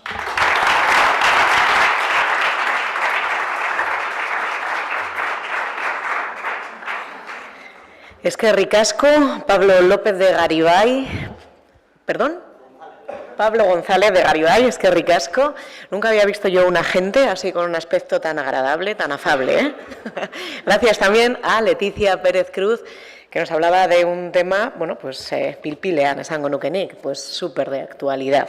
Vamos a continuar, si les parece, son las 11:25 aproximadamente y nos toca ahora acercarnos a uno de los colectivos con más larga experiencia en esto del trabajo en red. Se trata de la Coordinadora de ONGs de Desarrollo de Euskadi. Nacía en el año 1988 con el objetivo de cooperar, reflexionar, dialogar y trabajar para que las actuaciones de las organizaciones no gubernamentales para el desarrollo miembro fueran lo más coordinadas, coherentes, adecuadas y respetuosas posibles. Surgió con 11 miembros fundadores y hoy día suma, si no tengo mal el dato, 79 colectivos. Esta mañana contamos con su presidenta, Sofía Marroquín. Sofía, bienvenida cuando quieras.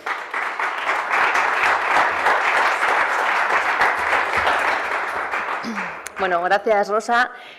Muchísimas gracias por la invitación a la Escuela Abierta de la Ciudadanía. La verdad es que es un placer estar aquí esta mañana. Me toca la hora un poco difícil, creo que es peor lo de después de comer. Pero esta antes del café también es un poco dura. Así que vamos a intentar ser lo más ágiles posible y, bueno, traigo un poco la experiencia, como comentaba Rosa, de una coordinadora de ONGs con una larga trayectoria Y voy a dividir mi presentación en 3 partes. La primera, contaros un poquito, aunque ya haya adelantado algunas cuestiones, quiénes somos y cuáles son los principales objetivos. Después también cuáles son las herramientas de las que nos hemos dotado para que este trabajo en red que tenemos de 79 organizaciones sea lo más eficiente posible. Y al final, pues algunas de nuestras miserias y aprendizajes, ¿no? Esos retos a los que nos enfrentamos y algunos aspectos que consideramos que son relevantes, importantes y que nos ayudan a que el trabajo sea productivo, ¿no? Pero sí que me parecía importante, bueno, pues también traeros estos aprendizajes de cosas que igual no nos salen del todo bien, nos gustaría cambiar. Bueno, aquí lo comentábamos al comienzo, la coordinadora surge en el año 1988, es una fecha muy significativa porque hemos cumplido 30 años este pasado 2018 y surge de la mano de 11 organizaciones. La cooperación vasca tiene una larguísima trayectoria, no comienza en el año 88, sino que bueno, muchas organizaciones tienen más de 60 o 70 hasta 100 años de historia, ¿no? Pero sí que es cierto que no había un grupo cohesionado de organizaciones que quisieran impulsar algo de manera coordinada, y esto ocurre en 1988. Esta fecha también es importante porque es el año en el que comienzan las políticas públicas de cooperación, que no es más que el momento en el que algunos ayuntamientos, gobiernos locales deciden destinar parte de su presupuesto a proyectos de cooperación al desarrollo. El famoso 07, que los que tenemos un poco más de edad recordamos, los más jóvenes a lo mejor ni han oído hablar de él, pero que fue uno de los grandes, grandes banderas que se enarbolaban en aquella época y que tristemente tenemos que seguir lanzando en este momento porque no se ha llegado prácticamente en casi ningún ayuntamiento. Decir que Vitoria-Gasteiz fue el primer ayuntamiento que dotó de 0,7% de su presupuesto a cooperación al desarrollo, en aquel tiempo de la mano de José Ángel Cuerda, el alcalde. Actualmente somos 79 organizaciones, estamos repartidas por los 3 territorios históricos, vizcaínas, guipuzcoanas y alavesas. Aquí en Álava son 31 las organizaciones que tienen sede y tenemos más o menos unas 140 sedes, no como coordinadoras, sino como las organizaciones miembro en los 3 territorios. Esta es la coordinadora de Euskadi, pero hay coordinadoras prácticamente en todas las comunidades autónomas. Es una estructura que se ha ido copiando de alguna manera en diferentes comunidades autónomas. Y también tenemos pues, una coordinadora estatal de la que participamos, ¿no? Es un entramado bastante amplio. Básicamente nuestra misión, bueno, pues al final es actuar bajo un código de conducta, es decir, compartimos unos valores y unos principios, aunque somos muy diferentes. Hay organizaciones muy grandes, yo soy presidenta de la coordinadora, pero esto es como ser delegada de clase, o sea, en realidad mi trabajo profesional, sobre todo lo hago en Oxfam Intermón, que es bueno, pues una de las organizaciones más grandes, pero hay organizaciones locales, hay organizaciones de ámbito Euskadi, bueno, somos 79 que respondemos precisamente a toda la diversidad de lo que significa la cooperación vasca, ¿no? Y, bueno, pues nos dotamos de esta estructura organizada para mejorar nuestro trabajo y para ser todavía mucho más influyentes, ¿no? Ahora explicaré cómo. Bueno, esta foto la quería compartir porque ahora vamos con un poco de prisa, pero como os decía, el 30 aniversario ha sido en 2018, esta es la gala que hicimos en Bilbao el año pasado y que fue como un ejercicio de, bueno, también de autorreconocimiento, ¿no? De decirnos, jo, estamos todo el día aquí peleando, intentando cambiar el mundo, vamos a darnos un homenaje también como colectivo, no solamente a las organizaciones, sino también a toda la base social, instituciones y gente que nos acompaña en este proceso, ¿no? Y la verdad es que lo disfrutamos mucho, más de 400 personas, que para las ONGs es un amplísimo poder de convocatoria, y por eso quería sacar un poco de músculo y presentaros la foto. Bueno, sin más. Tenemos 3 objetivos fundamentales. 2 de los objetivos como coordinadora son hacia afuera y otro es más interno. Uno de los objetivos que tenemos hacia afuera efectivamente es promover una cooperación al desarrollo de calidad, ¿no? Que eso tiene muchas connotaciones. De calidad, tanto lo que se promueve desde las instituciones públicas que tienen presupuesto para cooperación al desarrollo, cuando tienen, como desde las propias ONGs, ¿no? Porque hay muchas maneras de hacer cooperación. Aquí os compartía 3 fotos que representan pues, parte del trabajo que hacemos. Seguramente conocéis la mayor parte del trabajo que hacemos las organizaciones de cooperación al desarrollo. En la foto de arriba tenemos una imagen de Yemen. Es uno de los contextos, es cierto que la mayor parte de ONGs no tienen capacidad de trabajar en Yemen, que es un contexto de guerra muy complicado, pero sí que responde a parte del trabajo que hacemos, ¿no? O sea, acompañar o dotar de determinados servicios en situaciones de conflicto, de guerra, a estas personas que lo están pasando realmente mal, ¿no? La segunda foto son mujeres de la India trabajando en un taller que producen productos de comercio justo, que seguramente también conoceréis, ¿no? Entonces, parte del trabajo que hacemos es apoyar a estos colectivos. Y la tercera fotografía es una campesina de América Central en su terreno, ¿no? Muchos de los proyectos que impulsamos pues, se realizan son proyectos productivos que apoyan pues, procesos en otros países, ¿no? Aproximadamente el año pasado se han impulsado desde Euskadi más de 700 proyectos entre todas las ONGs, ¿no? Y el presupuesto que maneja, no la coordinadora, sino las ONGs y las administraciones públicas, bueno, pues el presupuesto público supera con creces los 50 y tantos millones de euros en general, y el presupuesto de las ONGs pues, bueno, es elevadísimo también, ¿no? Cuanto más recursos tengamos, mejor podremos hacer nuestro trabajo, pero sí que es cierto que la política pública de cooperación en Euskadi es una de las puntas de lanza a nivel estatal, y que también el papel de las ONGs está bastante reconocido en el sector, ¿no? El segundo objetivo tiene más que ver con fortalecernos las organizaciones hacia adentro, ¿no? Las organizaciones miembro, como os decimos, somos organizaciones muy diversas. Entonces, hay quienes tienen más recorrido histórico, hay quienes han transitado desde ser una organización a lo mejor de un barrio, de una parroquia, y ahora se han convertido en una ONG que es una fundación. Hay organizaciones muy locales, hay organizaciones vinculadas a la Iglesia, otras que no, vienen de movimientos sociales, otras vienen de movimientos políticos. Somos un gran crisol de organizaciones. Entonces, es importante que nos fortalezcamos como sector, como organizaciones, pues a través de la formación, a través de la generación de debates, a través de un montón de recursos, ¿no? La fotografía de arriba es una sesión de formación y la fotografía de abajo es una comparecencia en las Juntas Generales de Vizcaya, ¿no? Fortalecernos a nivel interno para tener mayor capacidad y también, bueno, pues para ser capaces de salir hacia afuera con mucha mayor también fortaleza, ¿no? Y el tercer objetivo que tenemos como coordinador es la transformación social.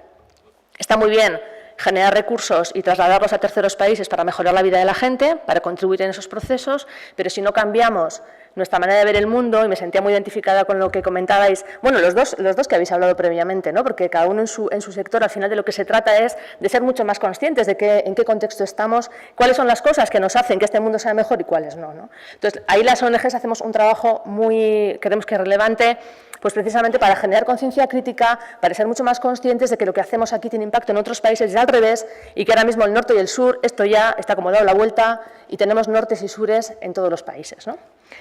Aquí también compartí algunas de las fotografías de las cosas que hacemos aquí sí como coordinadora. La foto de arriba es en Donosti y es el Día Internacional de la Pobreza que se conmemora el 17 de octubre y en el que, por ejemplo, la gente de Guipúzcoa no solamente es la coordinadora quien lo organiza, sino un montón de asociaciones y de plataformas que hay en Guipúzcoa, ¿no? La segunda foto es una convocatoria a una sesión específica que hicimos para analizar un poco qué estaba pasando en Nicaragua. Sabéis que Nicaragua es un contexto, bueno, del que se escucha poco. Ahora nos hemos ido a Venezuela, bueno, ya volveremos de Venezuela y volveremos a irnos a otro lugar, pero Nicaragua es un contexto muy silenciado en el que hay, bueno, pues no sé si una dictadura, pero sí un gobierno que no está respetando los derechos humanos y donde, bueno, pues las ONGs que estamos trabajando allí, muy preocupadas por la situación, pues hicimos una sesión de trabajo, ¿no? Si le das, Iván, por favor.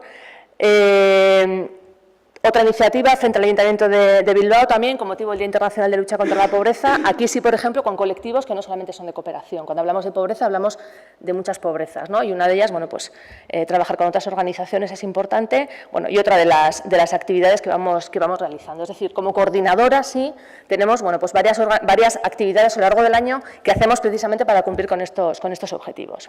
Si pasamos la diapositiva. Ahora sí, quería comentaros un poco cómo estamos organizados internamente, como coordinadora. Nuestra forma jurídica, digamos, es una asociación, hay una membresía, las organizaciones pagamos una cuota anual que depende de nuestro presupuesto, hay 3 cuotas distintas, las más grandes pagan un poco más, del orden casi de los 500 euros, diré. Me parecía que las membresías que pagaban los ayuntamientos eran un poco... Digo, me pasé a un ayuntamiento... hasta 100 euros o así, las organizaciones más pequeñas, ¿no? El órgano más importante, uno de los más importantes de nuestro trabajo en red es la Asamblea General. En ella participan todas las organizaciones miembro de la coordinadora. Están invitadas, no participan, pero están invitadas. Nos reunimos siempre una vez al año y a veces alguna vez más, ¿no? Pero normalmente una vez al año en el mes de junio. Y aquí sí, bueno, pues lo que hacemos es definir los criterios básicos y aprobar los grandes planes que tenemos como coordinadora. Tenemos una junta de gobierno de la que formamos parte 7 personas, que a su vez somos miembros de organizaciones miembro. Tenemos un mandato de 4 años, que normalmente se prorroga porque nadie quiere estar aquí. No es que no queramos, sino que al final, bueno, pues es un trabajo adicional y al final, pues también, según si eres una organización más pequeña o más grande, pues también tienes dificultades para poder dedicar el tiempo suficiente. La Junta de Gobierno tiene los cargos habituales de una junta, pero tiene, bueno, pues una representación territorial, que eso es interesante. Hay una delegada de Álava, otra de Guipúzcoa y otra de Vizcaya, porque es cierto que las casuísticas o las realidades de los tres territorios, pues a veces son distintas, ¿no? En Álava, por ejemplo, pues hay menos ONGs que en otros territorios, pero al mismo tiempo son ONGs que trabajan mucho más de manera coordinada. Está muy centrado en Gasteiz y cuesta más llegar a las cuadrillas, bueno, hay un reto ahí también, ¿no? En Guipúzcoa, pues son súper asamblearios y entonces están con todo el mundo en todos los sitios y de las comarcas y tal, ¿no? Y en Vizcaya, pues tenemos a lo mejor una realidad como más institucional, ¿no? Casi todas las ONGs tienen sede en Vizcaya y hay un poco más de músculo. Bueno, pues para responder también un poco a los diferentes sentires, hay una delegada de cada una de esas asambleas territoriales en la Junta de Gobierno. Como os decía, las asambleas territoriales, que son las que se reúnen en Vizcaya, Guipúzcoa y Álava, tienen su dinámica particular, normalmente se reúnen una vez al mes y son soberanas en parte, ¿no? Ellas proponen, pero no disponen, ¿no? Porque las decisiones las toma la Asamblea General o la Junta de Gobierno, que es el órgano ejecutivo. Y luego tenemos multitud de grupos de trabajo. Los grupos de trabajo son necesarios porque el día a día nos exige, bueno, pues ser más ágiles. No podemos decidir todo en una Asamblea General, ni todo lo puede decidir una Junta de Gobierno. Necesitamos ser mucho más operativos, ¿no? Entonces tenemos varios grupos de trabajo, algunos estables, como el grupo de género, el grupo de incidencia política o el grupo de educación para la transformación social y otros más específicos que tienen que ver, pues por ejemplo hemos tenido el grupo del 30 aniversario o hemos tenido el grupo de análisis de presupuestos, ¿no? Depende de lo que tengamos que hacer, pues generamos grupos ad hoc. Y luego sí, tenemos una estructura de equipo técnico, es decir, hay 7 personas contratadas en la Coordinadora de ONGs de Euskadi para dinamizar todo esto, ¿no? O sea, es una de las coordinadoras a nivel estatal con diferencia que tiene más capacidad porque tiene más personal contratado, ¿no? Quería compartir también con vosotras algunos de los documentos y herramientas internas que nos ayudan a que todo ese trabajo sea posible. Nosotros, bueno, como somos una asociación, tenemos unos estatutos tipo, como cualquier asociación, donde se establecen un poco las cuestiones más generales de la organización. Tenemos un reglamento de régimen interno, que es muy importante porque el reglamento de régimen interno es el que recoge la especificidad de lo que queremos ser, ¿no? Y de cómo nos queremos articular.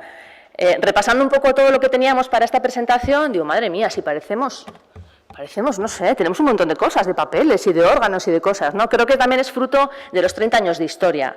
A lo mejor si tuviéramos que nacer ahora, pues no estaríamos así, ¿no? Pero al final, después de 30 años de historia, son las herramientas de las que nos hemos dotado para que el trabajo vaya saliendo adelante, ¿no? Tenemos un código de imágenes y mensajes, esto es fundamental, me recordaba mucho también, me sugería lo que estaba comentando la gente de ZAS, ¿no? Las ONGs hemos cambiado, el mundo ha cambiado, entonces hemos pasado también de una cooperación asistencialista, donde yo, hombre blanco heterosexual, aterrizo aquí en esta comunidad de negros que no tenéis ni idea y os digo lo que hay que hacer, caricaturizando un poco el modelo, ¿no? Bastante el modelo, a un modelo en el que, bueno, entramos en diálogo, vemos qué podemos aportar, cuáles son las necesidades, qué podemos hacer de manera conjunta y aprendemos, ¿no? Entonces, transitar por todas estas cuestiones nos ha hecho también ser conscientes de que necesitamos también transmitir a la sociedad a lo mejor de una manera diferente. El código de imágenes y el código de mensajes nos ayuda. Y es una herramienta que todas las ONGs utilizamos y el que no la utiliza, pues nuestro reglamento de régimen interno dice que se le puede sancionar, por ejemplo, ¿no? Son las cosas que nos gusta tener como bien atadas, ¿no? La política de género, perdón, el plan estratégico. El plan estratégico, bueno, pues ya conocéis que es un plan estratégico a 4 años, en permanente revisión, pero bueno, es una herramienta muy interesante porque sobre todo el proceso que te lleva a tener un plan estratégico te obliga a reflexionar, te obliga a debatir y esto está bien, ¿no? La política de género para nosotras es fundamental, pues porque al final, si nos lo creemos de verdad, y la cooperación vasca en general ha sido una de las cooperaciones, es una de las cooperaciones que mejor tiene incorporada la perspectiva de género, esto también nos exige a las organizaciones que formamos parte de esta política, pues hacerlo también a nivel interno, ¿no? No solamente hacia afuera, sino también a nivel interno. Y luego algunos documentos que, como digo, son básicos para nuestra acción habitual, pues el documento de incidencia política, los documentos de análisis de presupuestos, etcétera. Y el último, que está todavía en cocina, pero que saldrá en unos meses, esperamos aprobarlo en la Asamblea de junio, que es el protocolo contra el acoso y el abuso sexual. O sea, nosotras Somos también un colectivo que, bueno, pues que también nos pasan estas cosas. Yo soy de Oxfam, entonces, bueno, tristemente conocida este año por un caso gravísimo de acoso y abuso sexual en Haití en el año 2011, ¿no? Y creemos que ser capaces de reflexionar como colectivo sobre qué implican ese tipo de cosas para nuestras organizaciones y no dar la espalda a esta realidad es fundamental. Entonces, este es un esfuerzo también que queremos hacer, que no es fácil, porque cuando nos hemos puesto a ver nadie tenía prácticamente nada, ¿no? Pero que estamos ahí. Es un reto y lo tenemos ya a punto. En junio aprobaremos nuestro protocolo contra el acoso y el abuso sexual. Esto implica un trabajo hacia afuera. Hemos estado en coordinación con Emakunde, hemos conocido experiencias del Ayuntamiento de Barcelona, que eran quienes tenían algo avanzado sobre esto. Hemos trabajado con la Agencia Vasca de Cooperación y hemos tenido también que hacer un trabajo a nivel interno, porque muchas decíamos, a nosotros no nos pasa, por ejemplo, ¿no? Entonces, este trabajo hacia adentro y hacia afuera es constante, ¿no? Reflexionar como colectivo sobre qué queremos ser y cómo queremos estar, y también hacia afuera qué es lo que nos está interpelando en la sociedad en la que estamos, ¿no? Y qué ejemplo también podemos dar, ¿no? Bueno, vamos a ver un poco las ventajas, las cosas así que creemos que nos gustan y que nos salen más o menos bien, ¿no? Todo esto que os cuento, las herramientas, los espacios de decisión, de articulación, bueno, pues tienen la ventaja de que es un marco que todas las ONGs conocen. Tú entras a formar parte de la coordinadora y entonces te cuentan todo esto, ¿no? Hay quien lo conoce más y hay quien lo conoce menos. Pero tú sabes que hay una asamblea, que hay grupos de trabajo, que hay un marco de referencia que es conocido por todas. Yo, por ejemplo, que estoy en Junta desde hace un año y pico, para mí es importante que este marco esté escrito y esté aprobado por la Asamblea, porque cuando yo tengo que tomar una decisión, yo o con la gente del equipo, tenemos este marco que nos ayuda. Siempre hay un criterio más personal, pero esto no puede ser la coordinadora según la presidencia o según la junta que toque, ¿no? Esto responde al sentir de 79 organizaciones. Entonces, tener todo esto nos ayuda a movernos en un marco de discrecionalidad mucho menor, ¿no? Los procedimientos están claros. De aquellos barros, estos lodos, cuando se han tomado decisiones donde no ha primado el procedimiento, sino que ha primado la opinión o el sentido tal, nos encontramos con que, bueno, pues tenemos algunas veces algunos problemas, ¿no? Cada uno de los documentos o cuestiones que terminamos plasmando en un papel son producto de un proceso de reflexión y debate, y esto es muy enriquecedor. Es difícil, porque somos 79, cada una de su padre y de su madre, pero conseguimos llegar a ciertos consensos y a ciertos acuerdos, ¿no? Y también este modelo nos permite tener dinámicas de funcionamiento más o menos estables. Tú sabes que si te metes en un grupo de trabajo tienes una reunión mensual, sabes que la asamblea es en esta fecha, sabes que hay una asamblea general en esta otra, ¿no? Entonces, hay una serie de cuestiones que funcionan más o menos de manera permanente. ¿Y qué es lo que no está funcionando bien?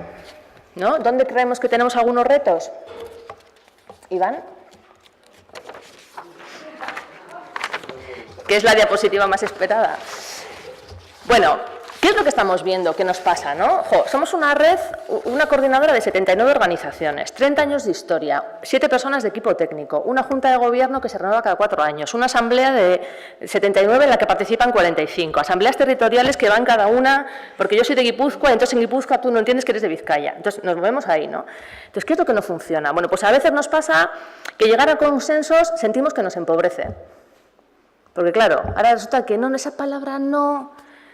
Esa no me encaja, mejor, feminismo y mucho, no, vamos a poner género. Y claro, los feministas dicen, pero ¿qué pasa? Tal, ¿no? Entonces, a veces nos ocurre que nos reducimos a la baja, ¿no? Y esto nos empobrece. Pérdida de oportunidad, que va también ligada con la siguiente, poca flexibilidad. Hay un follón en Venezuela. ¿Qué decimos de Venezuela? Trabajamos en Venezuela. No, espérate, la Junta de Gobierno, la Asamblea... Claro, no podemos funcionar así. O sea, necesitamos poder tomar decisiones de manera mucho más ágil, ¿no? Y esto todavía estamos en pleno proceso de resolverlo. Si tenemos algunos mecanismos rápidos, podemos adherirnos por ejemplo, a un comunicado o a un posicionamiento si 10 organizaciones dan su consentimiento. Esto lo hacemos más o menos rápido. Pero, claro, hay otras decisiones que no son tan fáciles, ¿no? Entonces sí que creemos que ahí tenemos una pérdida de oportunidad, porque precisamente la diversidad es lo que también nos enriquece. Y estamos ya cada vez más en estructuras muy líquidas, y sin embargo nosotros venimos de una estructura un poco más rígida, ¿no? También nos pasa que somos a veces una única voz en un espacio en el que a lo mejor coincidimos, pues nos pasa en el Consejo Vasco de Cooperación del Gobierno vasco. Tenemos 8 o 10 vocalías y ya uno levanta la ceja cuando aquel dice lo que yo no he dicho, porque se supone que como coordinadora somos uno. Claro, esto tampoco es lo que se espera. Lo que se espera es que la coordinadora muestre su pluralidad y esto no lo hemos resuelto, ¿no? Intentamos ir siempre con posiciones firmes, una única posición. Y luego es una estructura exigente que dificulta la participación y este es un reto fundamental. Vale, todo esto está muy bien, pero si la gente no tiene capacidad para participar en los grupos, no tiene capacidad para aportar a los documentos. ¿Por qué? Pues porque el sector también se ha visto muy mermado de recursos, porque hay organizaciones que tienen muy poco personal, porque el voluntariado tiene otros horarios, porque esto dificulta la participación. Entonces, me falta la diapositiva de las soluciones. Esa ya no, me la he dejado. Pero supongo que el trabajo de la tarde y ahora las preguntas nos ayudarán. Bueno, ¿y qué hacemos con esto, no? Porque es un reto yo creo que para todas, al final. ¿Cómo hacemos que la estructura nos sirva, pero también que nos podamos adaptar y que podamos dar respuesta desde esa riqueza que nos caracteriza, ¿no? Así que nada, gracias y espero haberos inspirado alguna duda por lo menos.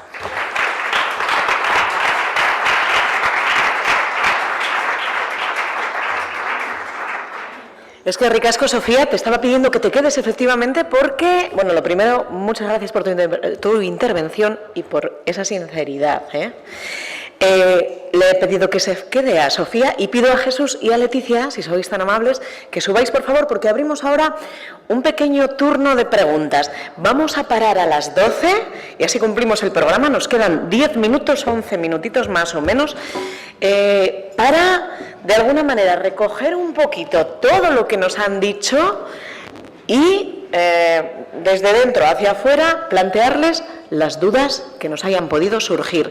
Yo tengo una muy rápida. Hemos hablado de trabajo en red, es el tema del día. Para ello es fundamental la comunicación. Yo quiero saber si os conocíais, no personalmente, los colectivos. ¿Conocíais con quienes estáis compartiendo espacio ahora?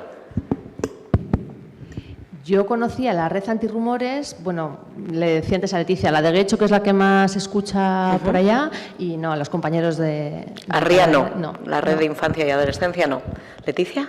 Yo personalmente no les conocía a ellos, pero sí que es cierto que las redes conocía pues del Foro de Derechos Humanos que acudí hace un par de años y comentaron que era la red RIA y bueno, soy también conocedora de la coordinadora de ONGs. De hecho, en algunas sesiones que habéis organizado con personas de otras asociaciones que trabajamos otros temas sociales y nos habéis pedido opinión, he participado, entonces sí que conocía. Y en el caso de Jesús está el hándicap de que vienes de fuera, pero no sé si te suenan. Sí, bueno, en concreto conocía la asistencia, no en profundidad. En Alcalá tenemos un problema de xenofobia muy grande. Tenemos ¿De xenofobia, un problema sí. de xenofobia. Bueno, en Alcalá, en Madrid, pero en Alcalá es uno de los sitios donde hubo, y entonces, bueno, pues mirando experiencias, sí que habíamos escuchado, no en tanta profundidad como hoy, me dio muchas cosas, y bueno, la coordinadora sí, porque además de ONGs, pues tenemos también réplicas y vamos mirando, pero no en tanta profundidad ni conocía muchas de las cosas que se han dicho. Tenía otra idea, de hecho, de la coordinadora de ONGs, pensé que era un poco diferente, así que muy bien, yo, vamos, para mí, personalmente, muy enriquecedor. Bueno, pues por ahí también le vemos sentido, ¿no?, a este tipo de encuentros. Vamos, si os parece, si les parece, levantamos la mano y dirigimos la pregunta, bueno, pues a cualquiera de los tres, de las tres ponentes. Cuanto más concreta, mejor. ¿Quién se anima a romper el fuego? ¿Alguien que tenga alguna duda, algún interés, algo que no se haya resuelto? Porque también es verdad que habéis andado, y os lo agradecemos, con el tiempo muy justito, pero cumpliéndolo. Sí, mira, dinos tu nombre, por favor. Espera, Lourdes, no. Sí, con el micro te vamos a oír mucho mejor. Sí. Vale. Hola, pues soy Lourdes. Lourdes, ¿a quién diriges la pregunta? A Antonio. Jesús. Perdón, pues vale, a Jesús. Jesús. Jesús de Alcalá de Henares. Pues a Jesús. Oye, me he quedado con lo que has dicho de que los representantes, bueno, los niños y las niñas de las comisiones, que eran elegidos democráticamente y demás, en los centros escolares. ¿Nos puedes explicar cómo trabajáis con los centros escolares, cómo se hace ese proceso de presentar candidaturas, o si es que justo se presenta uno o dos y ya está, sales elegido, ¿no? Gracias, Lourdes. Eso es un poco lo que quería comentar. Sí, bueno, Normalmente me llaman Suso, así que ni Jesús ni Antonio, y así lo arreglamos. Que además es como me llaman siempre, Suso. Y bueno, en cuanto a la elección de miembros, para mí tiene una virtud y para mí también como un defecto.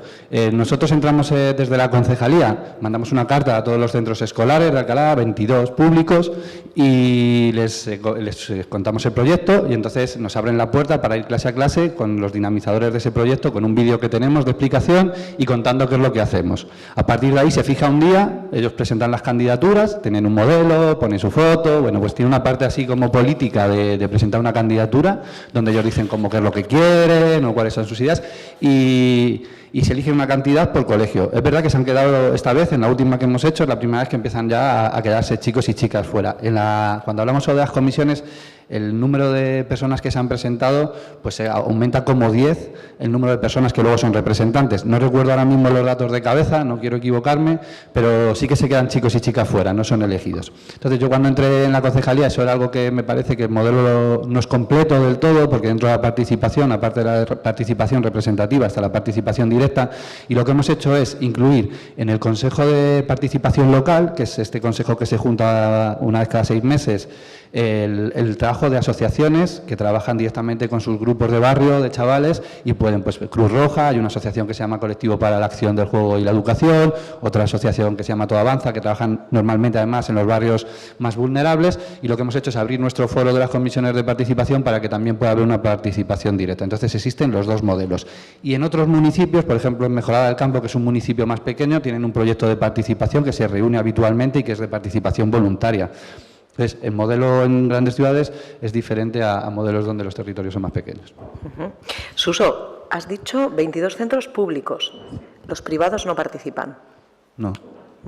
De acuerdo. Participan los concertados. Los concertados sí participan. Bueno, los concertados sí. Concertados sí, públicos también, pero privados no participan. En esos 22 entrarían los públicos y los concertados. Sí.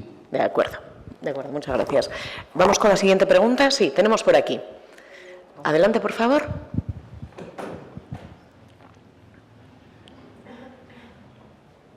Sí. Un momento. Sí.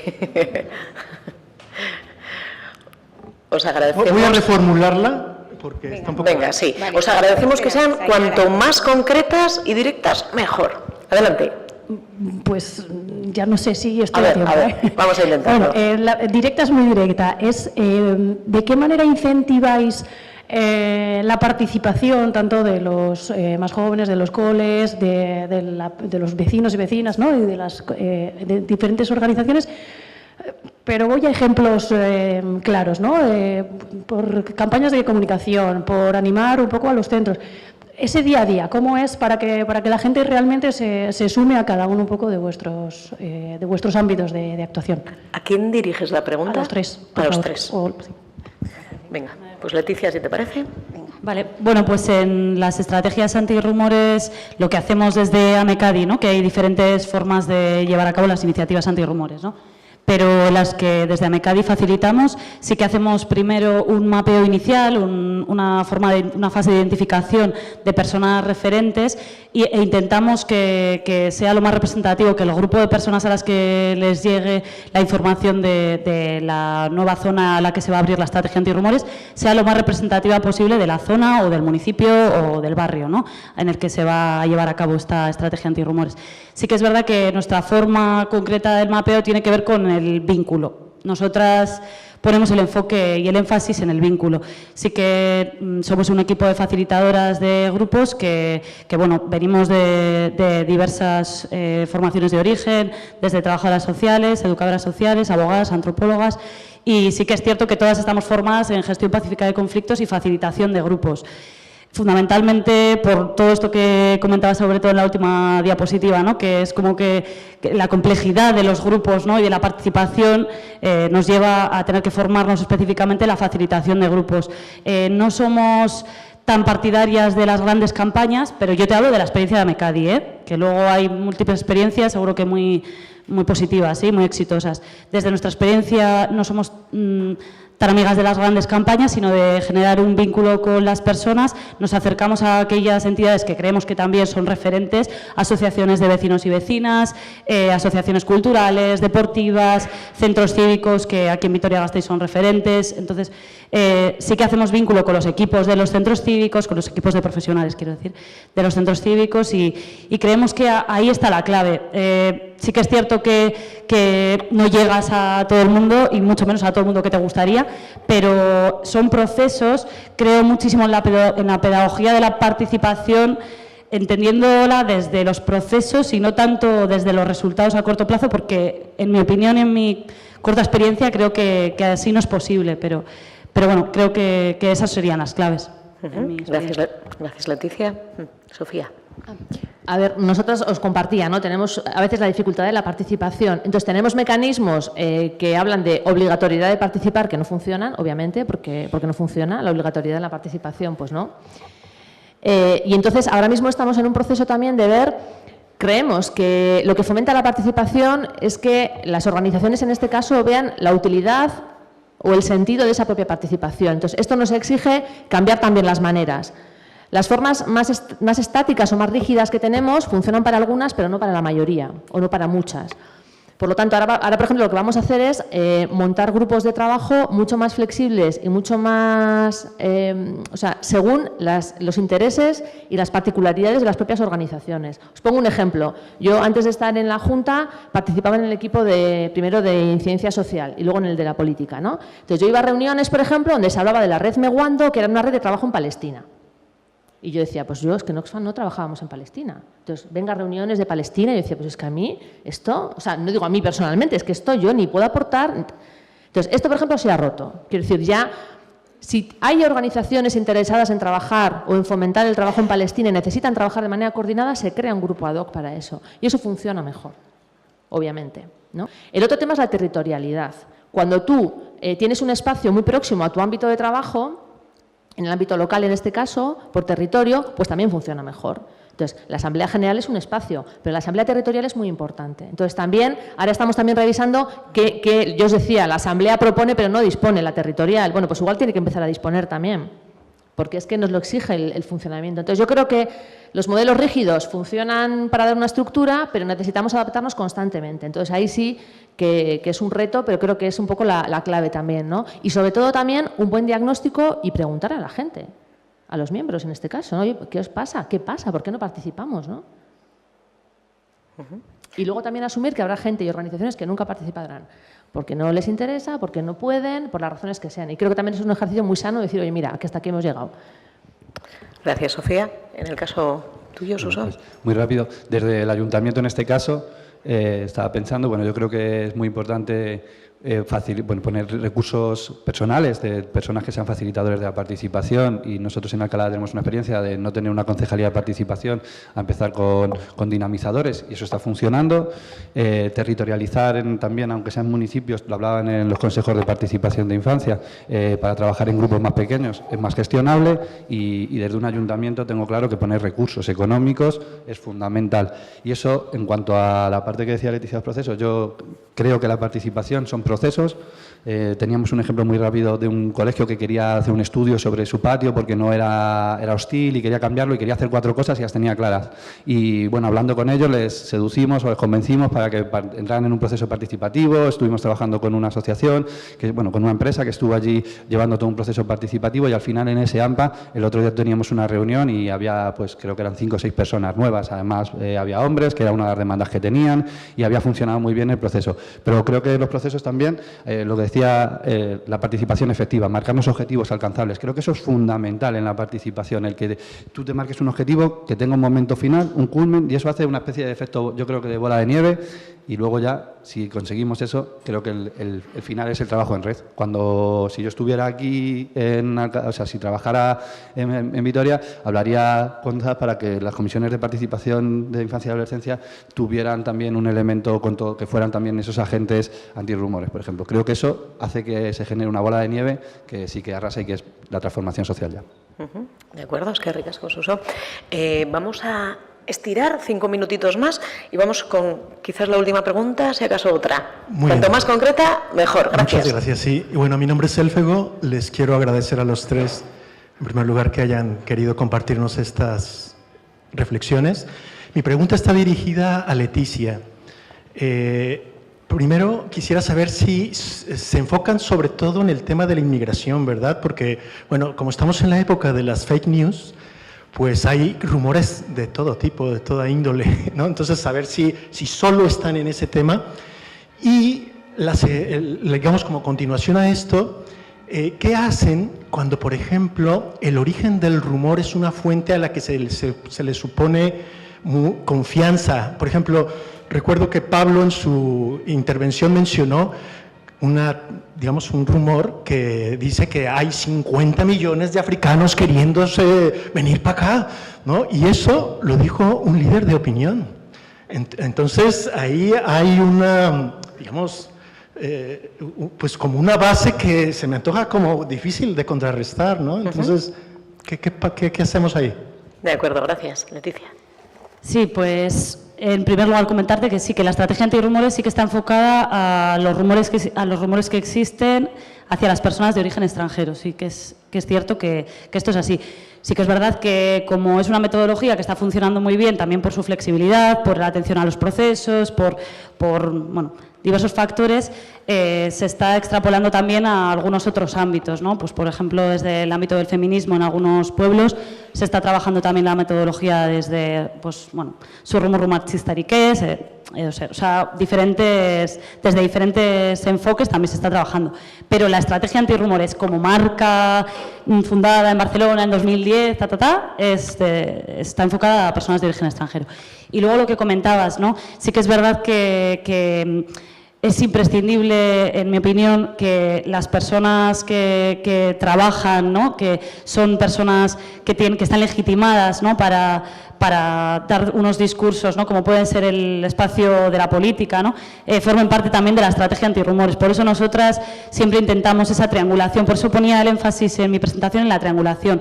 El impulso tiene que ser compartido. Si dentro de ZAS están técnicos y técnicas de ayuntamientos y concejales y concejalas y les involucramos, no solo en ZAS, que es la red de redes, ¿no? Sino también en las estrategias antirrumores, lo que intentamos es que desde los ayuntamientos hacia adentro se lleve la estrategia antirrumores. Haya formación, no solo del equipo técnico, sino también del equipo de gobierno, que se intente que vaya, que sea real también desde la institución pública ese compromiso que han adherido con un manifiesto, ¿no? Con la firma de un manifiesto, pero que se haga real.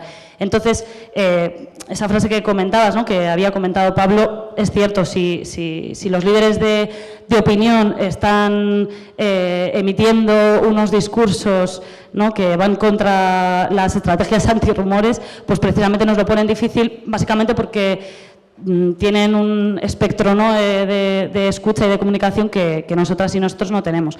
Pero ese gota a gota silencioso de la ciudadanía, que está en todos los espacios, hace que esto sea más difícil. Xavier Ayerdi, no sé si le conocéis, es sociólogo de la UPV y, uno de los grandes en la estrategia antirrumores, siempre nos dice, hay que romper esos espacios de impunidad, ¿no? Yo siempre me quedo con esa frase porque digo, es que los espacios de impunidad no solo están en los medios de comunicación, están en la panadería cuando estoy en la cola y alguien comenta, pues eso, no voy a explicitar ningún rumor, que estoy trabajando en ello para no hacerlo, porque precisamente lo que hago es fomentar que se escuchen malos rumores y que dar titulares con lo complejos que son luego las contraargumentaciones, ¿no? Pero todas tenemos en mente, seguro, diferentes rumores que surgen en nuestros espacios. Entonces, creo que sí que es complejo por esos medios de comunicación que dan voz a diferentes discursos, ¿no? Pero que encima luego legitiman, esas personas pues legitiman que haya otros discursos en la ciudadanía. Pero si todas y todos nos convertimos en agentes antirrumores de alguna forma, es más difícil que esos discursos se legitimen. Entonces, no sé si te he contestado, si quieres luego en el café seguimos. De acuerdo, gracias Leticia. ¿Vamos a ir con una última pregunta? No, ni siquiera es una pregunta, es ratificar una de las cuestiones que ha dicho Sofía, que la ha pasado muy por encima. Yo creo que es has comentado el acto que hicisteis del 30 aniversario de la coordinadora, que tuve la suerte de estar y aparte de motivo, yo creo que estuvo muy bien. pero creo que es un elemento muy importante de cara a reforzar ciertas redes. A veces encontrarnos, celebrar y a veces no lo tenemos en cuenta. Entonces, bueno, yo lo meto en el debate para la tarde, para lo que podamos hablar a la tarde, pero me ha parecido más importante de lo deprisa que lo hemos podido pasar. ¿No? Sí, se oye.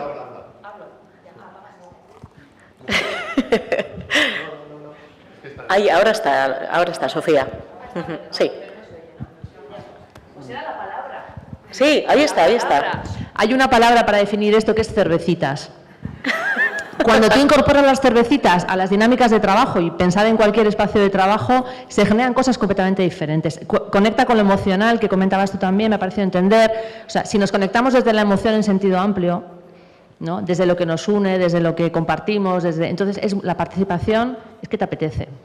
No solamente por la cervecita es como el premio final, ¿no? Pero a veces usamos esa palabra para identificar cuándo un grupo funciona bien, cuando hay cervecitas.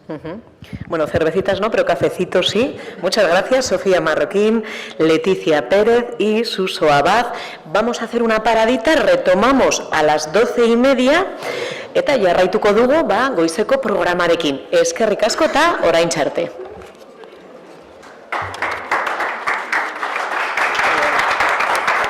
Beno, hasiko gara, bai? Eguerdion guztioi, bienvenidos, bienvenidas de nuevo, ¿qué tal ha ido? No me acuerdo cómo ha dicho Sofía, lo de las cervecitas, el cafelito, ¿ha funcionado en ese sentido? Bueno, me alegro. Decirles que no lo hemos comentado hasta ahora, con la documentación que les han preparado, han recibido una pequeña encuesta. Hay 3 preguntas, una valoración general y 2 preguntas para desarrollar. Para nosotros es muy importante su opinión. Les pedimos, por favor, que se tomen un pequeño tiempo para contestarla y al final de la sesión la recogeremos. Es el turno ahora, como anunciábamos antes, para conocer qué está pasando en el mundo empresarial, cómo colaboran y trabajan en red las empresas. Para ello contamos con Iván del Caz, consultor, como les decía antes, en estrategia por el bien común, nuevas economías y branding ético, y buen conocedor además de esta escuela abierta de la ciudadanía. No en vano lleva la Secretaría Técnica de EI Escola. Además, hoy nos va a ofrecer su visión como miembro de NESI Euskadi, la red de las nuevas economías. Cuando quieras, Iván, te recibimos con un aplauso. Gracias, Rosa. Bueno, me he puesto el inalámbrico y también porque como no puedo pasar las diapositivas para eso, pues tengo que estar cerca del ordenador. Entonces daré la ponencia desde este ladito, el lado contrario y demás. Bueno, me habéis visto paseando, algunos de vosotras, me habéis visto en muchos eventos de EI, coordinando, yendo de un lado para otro y demás, pues bueno, esa es una de mis funciones. Estoy muy agradecido al Departamento de Participación Ciudadana, por un lado, de formar parte de este ilusionante proyecto de EI, que lleva 3 añitos, apenas ha nacido, pero sí es verdad que está movilizando muchas cosas en temas de participación ciudadana y en temas de formación y talleres, y agradecer también a que a veces podamos ser profeta en nuestra tierra, porque de nuevas economías y de NESI hemos hablado por muchos sitios y me he subido también a otros escenarios a hablar de NESI en otras ciudades, pero sí es verdad que en mi ciudad, dentro de un grupo como hoy o de una escuela como hoy, pues no habíamos tenido la oportunidad de romper ese paradigma o de ser profeta en nuestra propia tierra, ¿no? Para empezar la ponencia, y aquí estando como coordinador de los NESI Hubs a nivel nacional, a nivel estatal, os explicaré y os haré una pequeña visión de lo que es NESI, pero antes de ver esa visión de lo que es NESI, sí quería introduciros un poquito en lo que nosotros trabajamos, que es sobre un nuevo modelo económico, ¿no? A mí me gusta mucho esta viñeta, porque yo creo que hace una pequeñita metáfora de lo que es nuestro planeta y de lo que somos nosotros. Si nuestro planeta fuera una barca, pues vivimos personas que están intentando achicar agua y arreglar el planeta y a ver si todavía se mantiene, y hay otras personas que se creen que viven ajenos al planeta en donde están, a la barca en la que viven, y dicen, menos mal que no tenemos agua. Antes se hablaba, Sofía hablaba de norte, sur, de la pobreza, etcétera, etcétera. Yo creo que todo está conexionado y, lógicamente, todos vivimos en un planeta finito en el cual, lógicamente, todo lo que hagamos influye. Hay otras teorías que conoceréis todos, como es el famoso efecto mariposa, ¿no? Pues tú figúrate la mariposa en la barca, la que puede liar, ¿no? Pues el efecto mariposa es que cualquier cosita que hacemos repercute en otras situaciones. Y desde esa visión os hago esta pregunta. ¿Coger vuestro móvil? ¿Tenéis móvil todos? Yo también, voy a cogerlo y de hecho voy a votar, porque siempre suma uno. Y os voy a invitar a que votéis, a que entréis desde el móvil en menti.com, escribáis ese código que viene ahí y respondáis a la pregunta de ¿el actual modelo económico es justo con las personas y el planeta? Los que creáis que sí, que es muy beneficioso, votáis esa opción. Los que creáis sí, aunque tiene fallos, es un buen modelo. Y los que creáis no, personas y planeta, son secundarios. Ya parece que se empieza a votar. Vamos a ver lo que nos sale. 6, 7, 8, 9... Voy a dejar de votar, yo ya no voto. 16, 18... 19, 20, 21... Parece que en la sala y los que estamos aquí consideramos que el modelo económico en el que vivimos no es justo, ¿no? Desde este paradigma llevamos ya unos cuantos años gente trabajando en la utopía de cambiar el modelo económico en el que vivimos. En nuestra localidad, a nivel estatal y a nivel mundial. Una utopía que nos han llegado a mirar como las vacas al tren cuando nos hemos metido en ella. 25 nos hemos quedado. No hay ni un sí muy beneficioso ni un aunque fallos. Creo que es muy evidente, vemos muy claramente, por lo menos los que estamos en la sala, que el modelo en el que vivimos no es un modelo pensado para las personas y el planeta. Por lo tanto, yo creo que es de justicia que empecemos a trabajar y a mirar para cambiar el modelo económico en el que vivimos. Si lleváramos esta encuesta a un estudio realizado por la Edelman Trust, la Fundación Edelman Trust, aquí nos ha salido mayoría, un 100%, de que no lo consideramos. En una encuesta, en una macroencuesta, sí se considera que el 53% de las personas encuestadas sí tienen sensación de injusticia, de pérdida de esperanza, de pérdida de confianza y de deseo de cambio del modelo en el que vivimos. Un 32% dice que el modelo pues tiene sus lagunas, no es perfecto, que hay que mejorarlo para ir hacia las personas y hacia el planeta, y un 15% es el que cree que el modelo funciona. Con lo cual, estos datos nos vuelven a revelar que un 85% de las personas creemos que debemos de cambiar el modelo en el que vivimos. Un modelo que voy a ir más o menos rápido, que sabemos de todas las desigualdades que hay. Que 30.000 niños mueren al día por causas evitables. Sofía de las ONG seguramente conocerá este dato mucho mejor que yo. Que el número de refugiados está creciendo. Que tenemos cada vez más problemáticas de desigualdades, etcétera. Datos que, este dato a mí siempre me pone los pelos de punta, 42 personas, y repito, 42 personas en el mundo, tienen más que 3.500 millones de personas.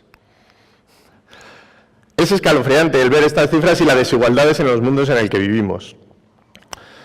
Y luego vivimos en un modelo económico en el que entendemos que las crisis parece que se tienen que dar. Pero esta reflexión de Noam Chomsky a mí me parece muy apropiada para despertarnos y actuar de forma también individual en poder cambiar el modelo, que es siempre que hay una crisis, hay una gran trasvase de dinero de las capas inferiores y medias de la sociedad hacia las capas más altas, que con cada nueva crisis son las únicas favorecidas. creo que de los que estamos aquí no somos de esas capas altas o de esos 42 personas que hemos hablado, ¿no? Bueno, alguno levanta el brazo por ahí, luego hablaremos con él y lo veremos. Y luego, si nos vamos al lado de lo que es el medio ambiente, creo que es evidente que tenemos que hacer algo con el cambio climático, que ya es de urgencia. La ONU, en su último informe, está diciendo que para evitar los daños más dramáticos se necesita una transición sin precedentes y cambios rápidos, transformaciones en la electricidad, en la agricultura, en el transporte, en la industria, en definitiva, en el modelo económico en el que estábamos viviendo.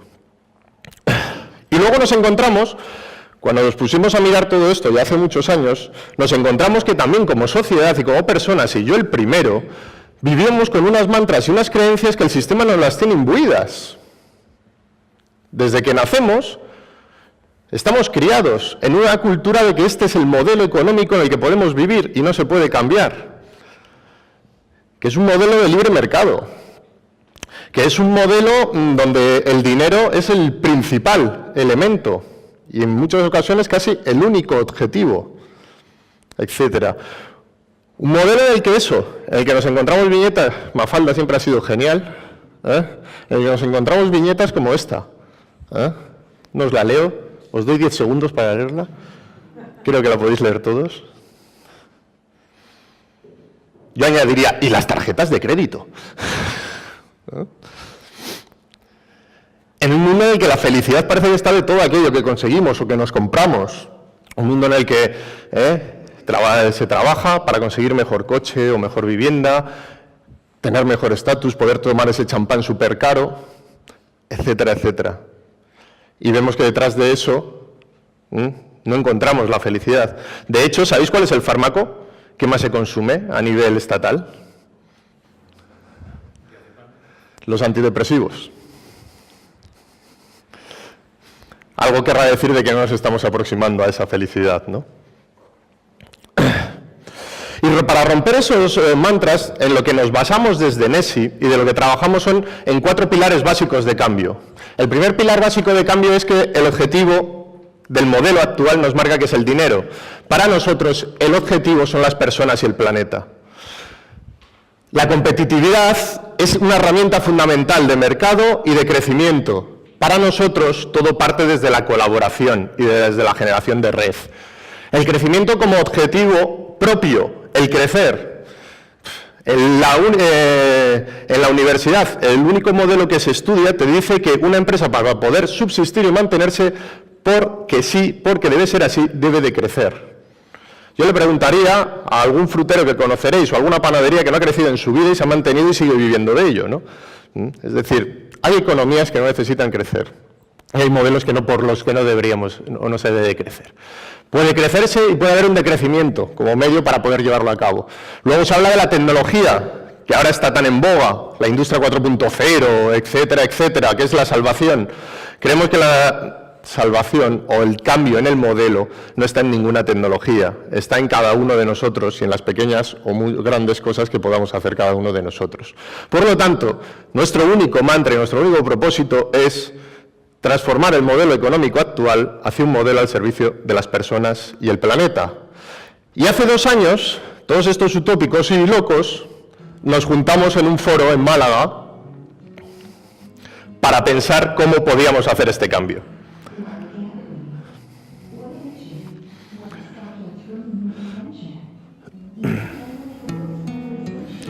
Creíamos que éramos pocos.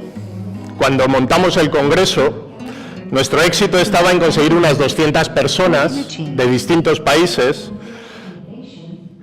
para poder pensar alrededor de un nuevo modelo económico todos juntos. Pero ¿cuál fue nuestra sorpresa? Que llegaron más de 700 personas de 43 países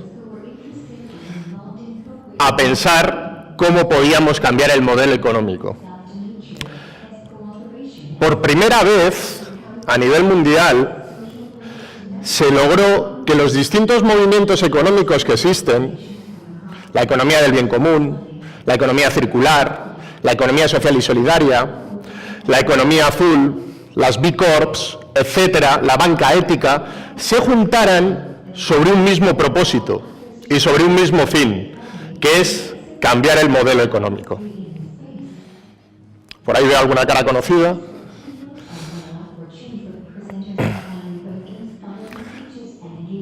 Fue un evento en el que se generó muchísima energía, en el que algo de lo que pensábamos que podía ser utópico se creó más real.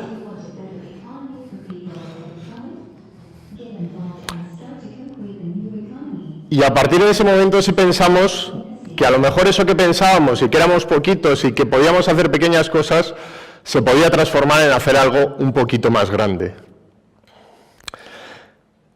Y de ahí, de ese inicio en el que estábamos 4 pensando en esto, pero veíamos que en el mundo había muchísima gente pensando en todo esto, llegamos esas 700 personas a una carta que se llama la Carta de Málaga, una carta de intenciones en la cual se recogen un poco más extensológicamente este propósito: transformar el modelo económico actual hacia un modelo al servicio de las personas y el planeta.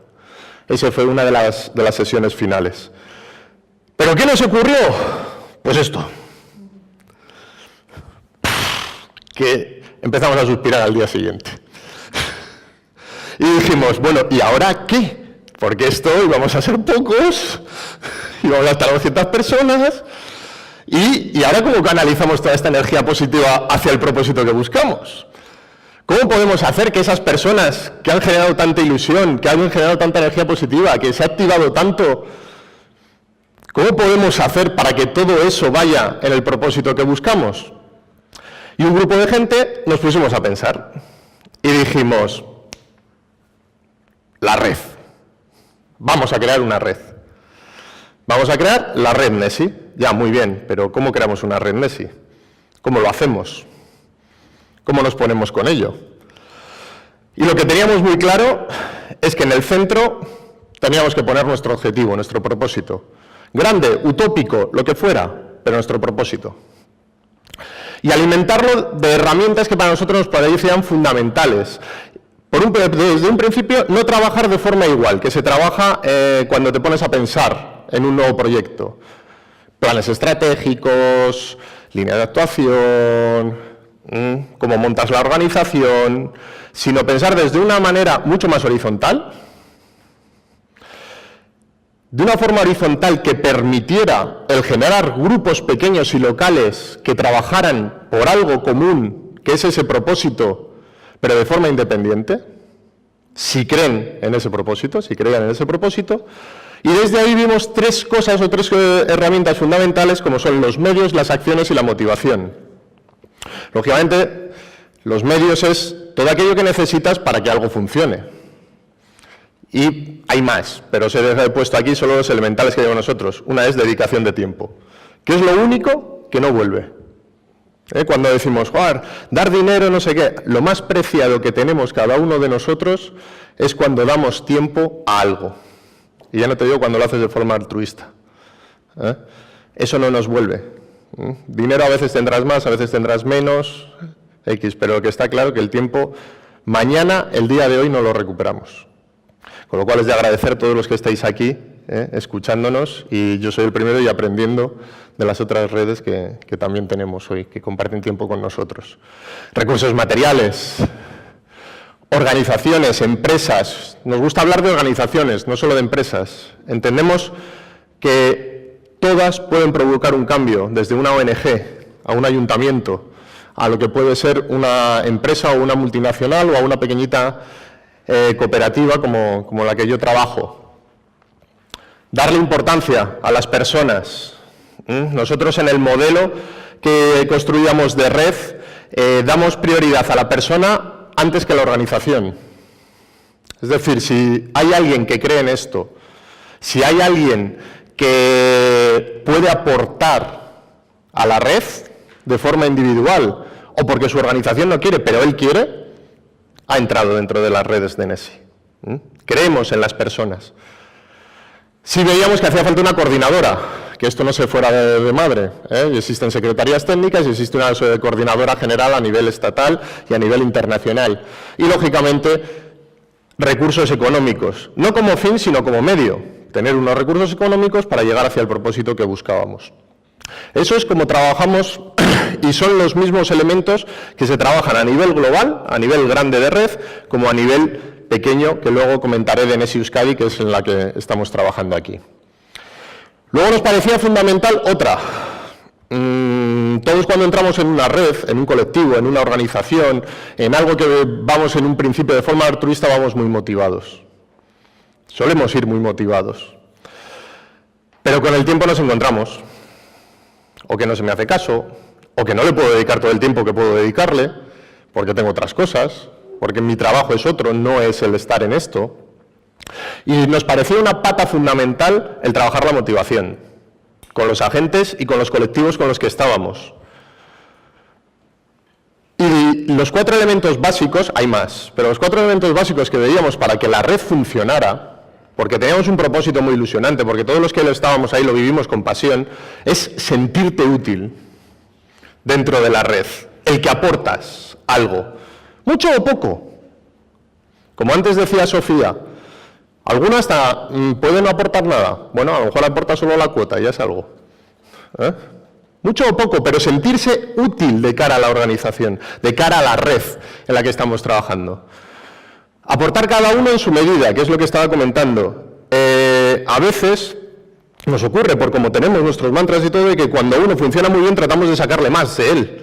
Joder, es que este tío es muy válido, este vale mucho, este no sé qué, encárgaselo a él, díselo a él, házselo a ella. Dice tal. Cada uno en su medida y que sea la persona la que decida hasta dónde quiere llegar. Porque sí suele ocurrir, no nos ponemos en el lugar del otro. No nos ponemos en el lugar del otro. Una cosa muy importante, el objetivo individual. Esa pregunta hay que hacérsela a cada una de las organizaciones o personas que entran dentro de nuestra red, que es tu objetivo individual, ya sea como organización o como persona, ¿está alineado con el propósito que buscamos? Porque si está alineado, es muy probable que podamos empujar juntos. Y te beneficies tú de tu objetivo individual y, lógicamente, la red en el propósito que busca como colectivo.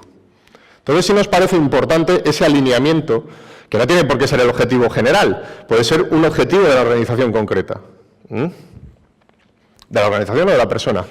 Y sentirse, sentimiento de pertenencia. Ese sentimiento de pertenencia que pasó hace 2 años, allí.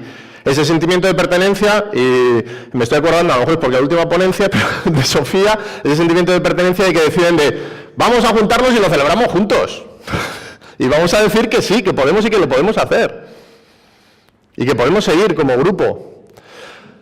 Y lógicamente viene luego el hacer. No queríamos planes estratégicos, como digo, no queríamos mirar a largo, porque mirar a largo era utópico, viendo desde una prisma realista. Pero sí lo que queríamos es que ocurrieran cosas. Y no pensamos en estrategias, sino pensamos directamente en acciones alineadas con el propósito. Y lo que queríamos es que ocurrieran cosas y rápido. Y desde hace 2 años ahora han estado pasando cosas con pequeños objetivos hacia ese propósito. Pero cuando nos pusimos con toda esta teorización que he hecho, nos pasó esto. Que nos dimos una torta. Nosotros salimos ahí, venga, va, no sé qué, tal. Y luego te encuentras con la realidad, las creencias, los mantras que tenemos todos nosotros, de que todo no es tan bonito como lo pintan. Entonces, costaba hacer los grupos, costaba esa motivación mantenerla en el tiempo, a base de pruebas y errores, a base de... Costaba que la gente se implicara de verdad, costaba romper un mantra muy importante, que es este. El sistema en el que vivimos y el modelo económico en el que vivimos, quienes lo manejan son muy listos y les gusta generar sistemas y hasta antisistemas. Es decir, Si los de la economía social y solidaria tienen ahí su grupito y hacen sus cositas, pues tampoco nos molestan. Si los de las ONGs pues tienen ahí, van ayudando y parchear lo que estamos destruyendo, pues oye, pues mira, pues también está muy bien. Y claro, nos encontramos con esa realidad y entonces le volvimos a dar otra vuelta de tuerca al tema. ¿Y qué vuelta de tuerca le dimos? Pues que el cambio lo tenemos que hacer desde dentro. Y a los que tenemos que implicar, aunque nos cueste más, es a los que están dentro del sistema. A esos ayuntamientos, a esas empresas que empiezan a pensar de otra manera, a hacerlo desde esa perspectiva. Y desde ahí nos juntamos un grupo de gente mayor y empezamos a tener un principio de organizaciones que ya empujaban de esta manera desde una red. ¿Cómo lo hacemos o cómo decidimos hacerlo para que ocurrieran cosas? Crear dos partes muy importantes, una de un observatorio y otra de la Secretaría Técnica para coordinar los hubs. Desde el observatorio lo que hicimos es observar en local para generar propuestas en positivo hacia el cambio y el propósito que buscamos. Desde la colaboración, desde la inclusión y desde la proactividad, NESI está abierto a todo el mundo y a todas las organizaciones por igual. No queremos generar corpúsculos aislados, lo que queremos es sumar y que todos empujemos hacia una misma voz, porque todas las nuevas economías van por eso, por el cambio en el modelo hacia las personas y el planeta. ¿Y qué hacemos? Hacemos investigación, hacemos divulgaciones y publicaciones, seguimos creando y creciendo la red, desarrollamos proyectos y trabajamos la formación. Antes de enseñar a nosotros y deciros en formación, por ejemplo, para que entendamos el proceso de cómo lo queremos hacer dentro, ya estamos trabajando y las Naciones Unidas nos han homologado también, yo creo que es el primer foro en el que se dice, la formación en técnico, en innovación social y nuevas economías. Igual que existen en las organizaciones y en las empresas el técnico de riesgos laborales, nosotros queremos introducir dentro de las organizaciones un técnico en innovación social y nuevas economías que aporte a las organizaciones toda esta visión, desde la perspectiva de la trazabilidad de lo que es la organización, de su core, de lo que produce y de lo que hace. Voy a pasar ahora ya rápido. Conseguimos que en Bilbao se presentara lo que es un dictamen de la Unión Europea, que era la primera vez que el Consejo Económico y Social Europeo decía que para poder transformar el modelo económico en Europa se necesitaban de estos nuevos modelos, de la economía social y solidaria, de juntarlas todas, de la banca ética, de la economía del bien común, etcétera, etcétera, y que todas ellas podrían procurar un modelo económico mucho más ético y sostenible para Europa. Con Caleidos, que luego hablará detrás de mí Joserra, se está trabajando con ayuntamientos y con municipios en una guía que ya está viendo la luz de ciudades, territorios y nueva economía, cómo transformarlo desde lo local. Con la OCU hace un estudio anual y este año, que ha salido ahora mismo hace nada, semana y media, este estudio, hemos trabajado de cómo es la perspectiva del nuevo consumidor, más consciente, y se ha trabajado, y ahí tenéis una guía también en internet que podéis ver, en tema de investigación. Aquí en Vitoria hemos hecho dos foros, uno de cómo las nuevas economías y el cambio climático, cómo las nuevas economías pueden paliar el tema del cambio climático, y el foros de nuevas economías que hemos realizado con el Departamento de Promoción Económica. Pertenecemos a alianzas más grandes, a Wellbeing Economy Alliance, una alianza a nivel mundial de un montón de organizaciones. Ahí está NESI, y bueno, y me he permitido la licencia de poner mi pequeñita cooperativa, que yo creo que es la organización más pequeña de toda esta alianza, que es Biconsulting, y me he permitido ponerla en amarillo. En este tiempo, NESI Euskadi, que es eso, en pequeñito, en local, para lo que es el País Vasco, empezó en febrero del año pasado, en febrero del 2018, y estamos ya en febrero del 2019, es decir, llevamos un año. Han ocurrido muchas cosas, han salido en medios y ha habido bastantes acciones. Esto es lo que quería trasladaros de no planes estratégicos, sino que las cosas ocurran, pasen. Estos ahora somos las organizaciones que componemos NESI Euskadi. Está Aclima, lo que es el clúster de empresas de medio ambiente. Dentro de lo que es NESI está el Ayuntamiento de Vitoria, están diferentes agencias de desarrollo locales como Asaro Fundazioa, Obeterri Burruntza, está Garapen, que es la Federación de Agencias de Desarrollo Locales, nuestra cooperativa, de Vegesa, otra agencia de desarrollo local. Están universidades como la Universidad del País Vasco o Deusto, empresas jóvenes y startups como Niwen. Están centros de formación, el más grande de España, y lo tenemos afortunadamente en esta ciudad, como Egivide, Gaia, el clúster de empresas de tecnología, etcétera, etcétera. Kaleidos, que he nombrado antes, colaborando con todos nosotros, Orquestra, que ya lo conocéis, Guecholán, otra agencia, y no me quiero extender ahí. Y después de todo esto, y de hacer cosas en 2 años, desde NESI, pues hemos dicho, vamos a volver a juntarnos. ¿Y por qué no? Y otra vez en Málaga nos vamos a juntar este año. Pero este año lo queremos hacer más desde la perspectiva de lo que he comentado, desde la acción, desde que las cosas ocurran. Esperamos más de 700 personas, más de 40 países para trabajar juntos en soñar, en diseñar y en hacer. Queremos que de este NESI, que va a ser a finales de abril, ocurra el cambio que queremos ver en el mundo y salgan de allí acciones para que del 24 al 26, el día 27, podamos empezar a hacerlas y pasen a niveles locales. Y desde aquí os invito a todas, las que queráis, a venir al foro. Y creo que más o menos he correspondido a los 25 minutos, media hora que tenía, para la ponencia, y así os he querido trasladar lo que es la red NESI y lo que hacemos desde NESI Euskadi. Simplemente un detalle, en mi Twitter podréis encontrar esa imagen. My life is my message. Él lo hacía bien, yo lo digo que para mí es el mensaje, lo tenemos todos, es para lo bueno y para lo malo, la vida que tenemos es el mensaje que trasladamos. Muchas gracias y nos vemos en el camino.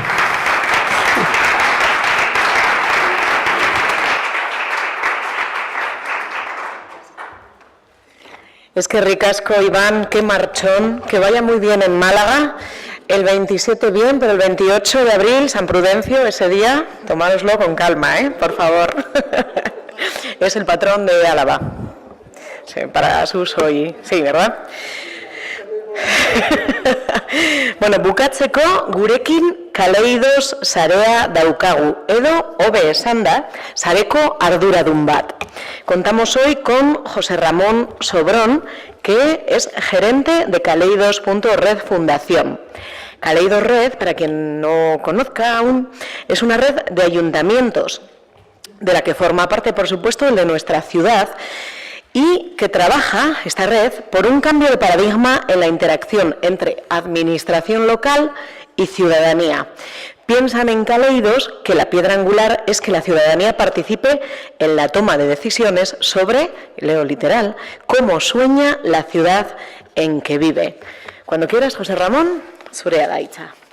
Txalo bere bat. Bueno, pues muchas... ¿Se oye? ¿Se escucha? ¿Sí? ¿Sí, no? Vale, perfecto. Muchas gracias por la presentación. Con lo que ha dicho ella, yo poco más tengo que decir, la verdad. Pero bueno, voy a extenderme un poquitín, esos 25 minutos me han comentado.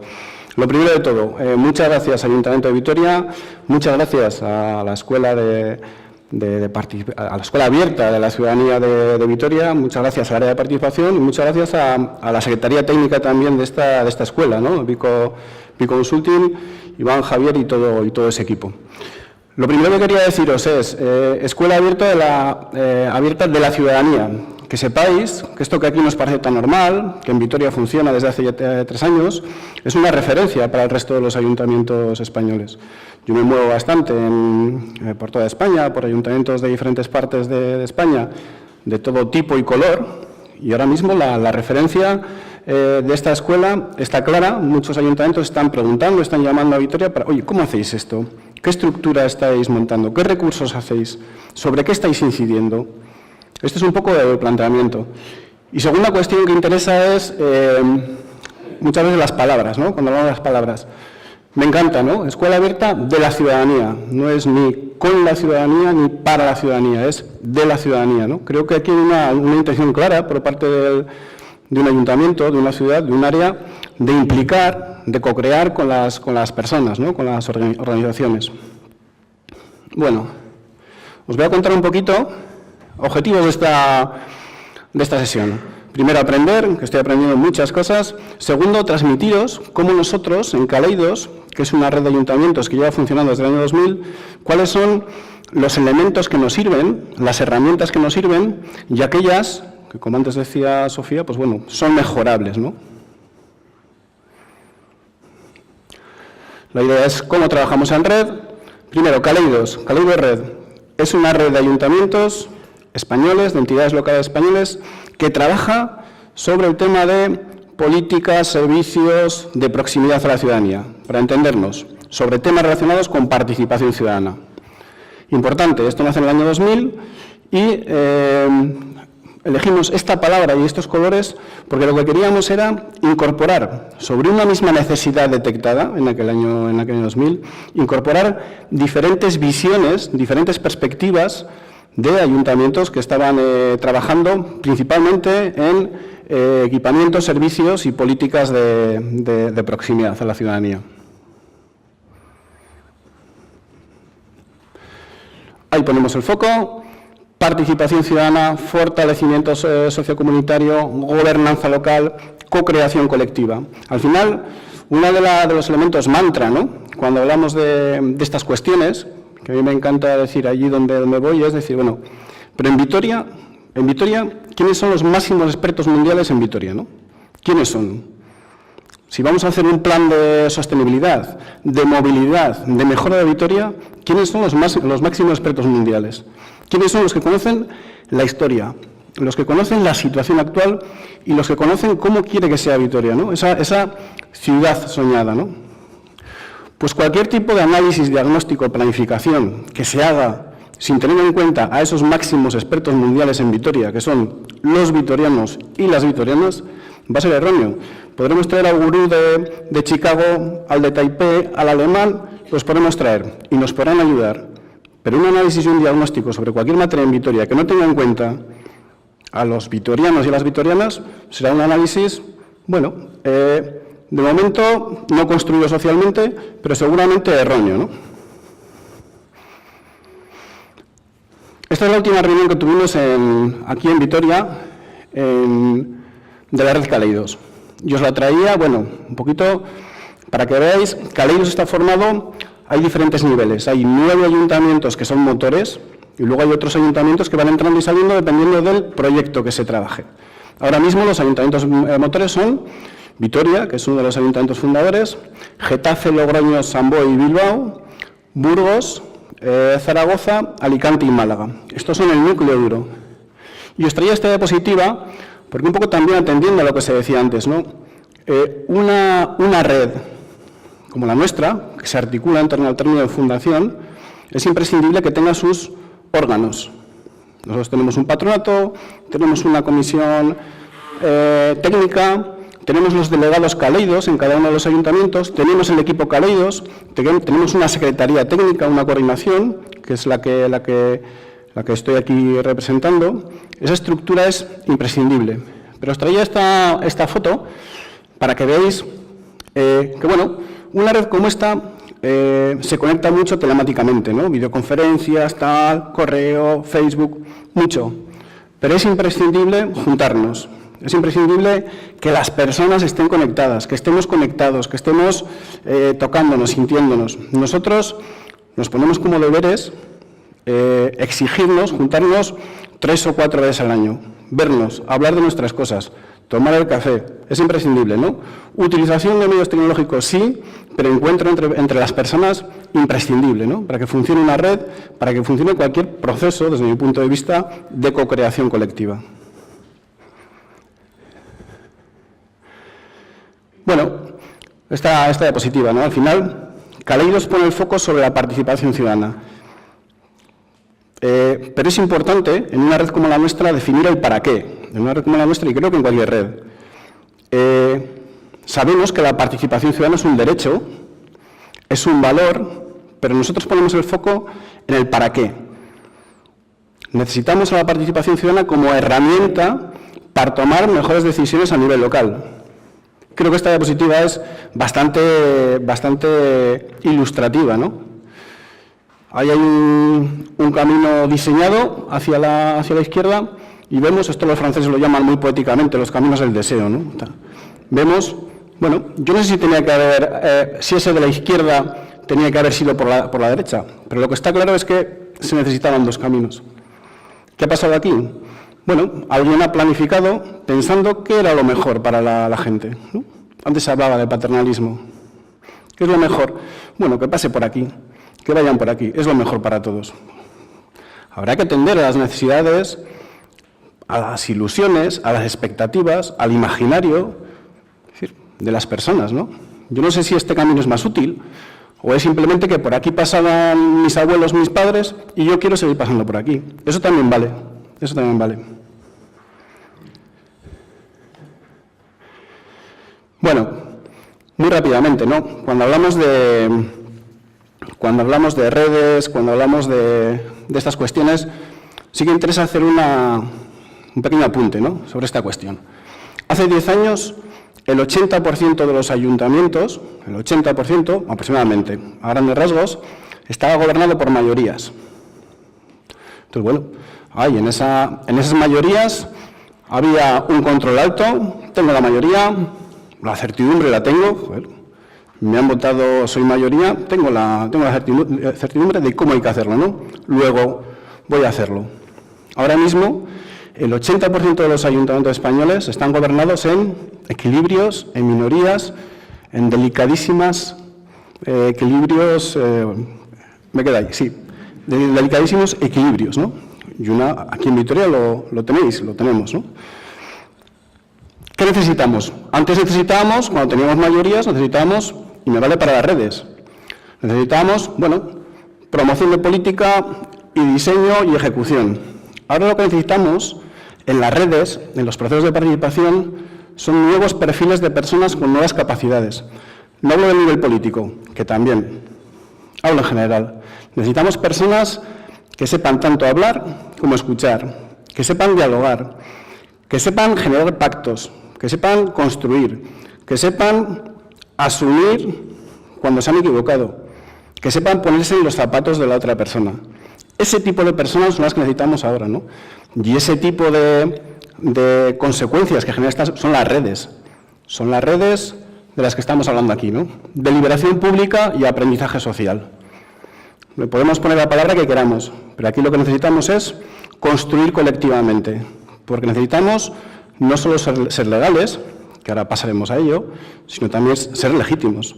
Necesitamos ahora mismo más que nunca construir propuestas, soluciones que sean construidas socialmente, que sean legitimadas socialmente, ¿no? Bueno, ¿cómo ir tejiendo esta red? En 3 pasos. Primero, para tejer una red, como Caleidos, pero me parece que sirve para otras también, necesitamos poner en valor, hacer aflorar el conocimiento de todas las personas que componen esa red. Necesitamos que ese imaginario, esa expectativa, esa sabiduría personal que todos tenemos, que aflore. Hay que generar ese proceso para que aflore eso. Segundo, necesitamos conectar esas inteligencias individuales, necesitamos conectarlas en una inteligencia colectiva. Vosotras sabéis, nosotros, las neuronas, nacemos, morimos con diferente número, pero lo que nos da la sabiduría, lo que nos da la inteligencia, lo que nos da esa diferencia respecto a los animales, bueno, me la voy a jugar, es la conexión entre las neuronas. Es esa sinapsis, ese chispazo que se genera entre las neuronas. Necesitamos hacer eso, conectar esas inteligencias individuales, conectarlas y generar una inteligencia colectiva.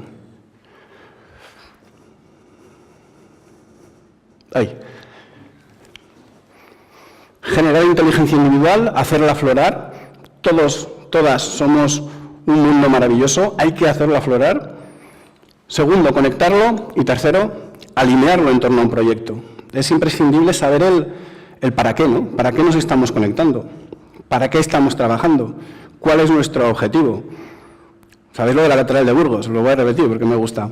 Es decir, 3 personas picando piedra. Oye, y va una y les dice, oye, ¿tú qué haces? Yo picando piedra. Va donde la segunda y le dice, ¿y tú qué haces?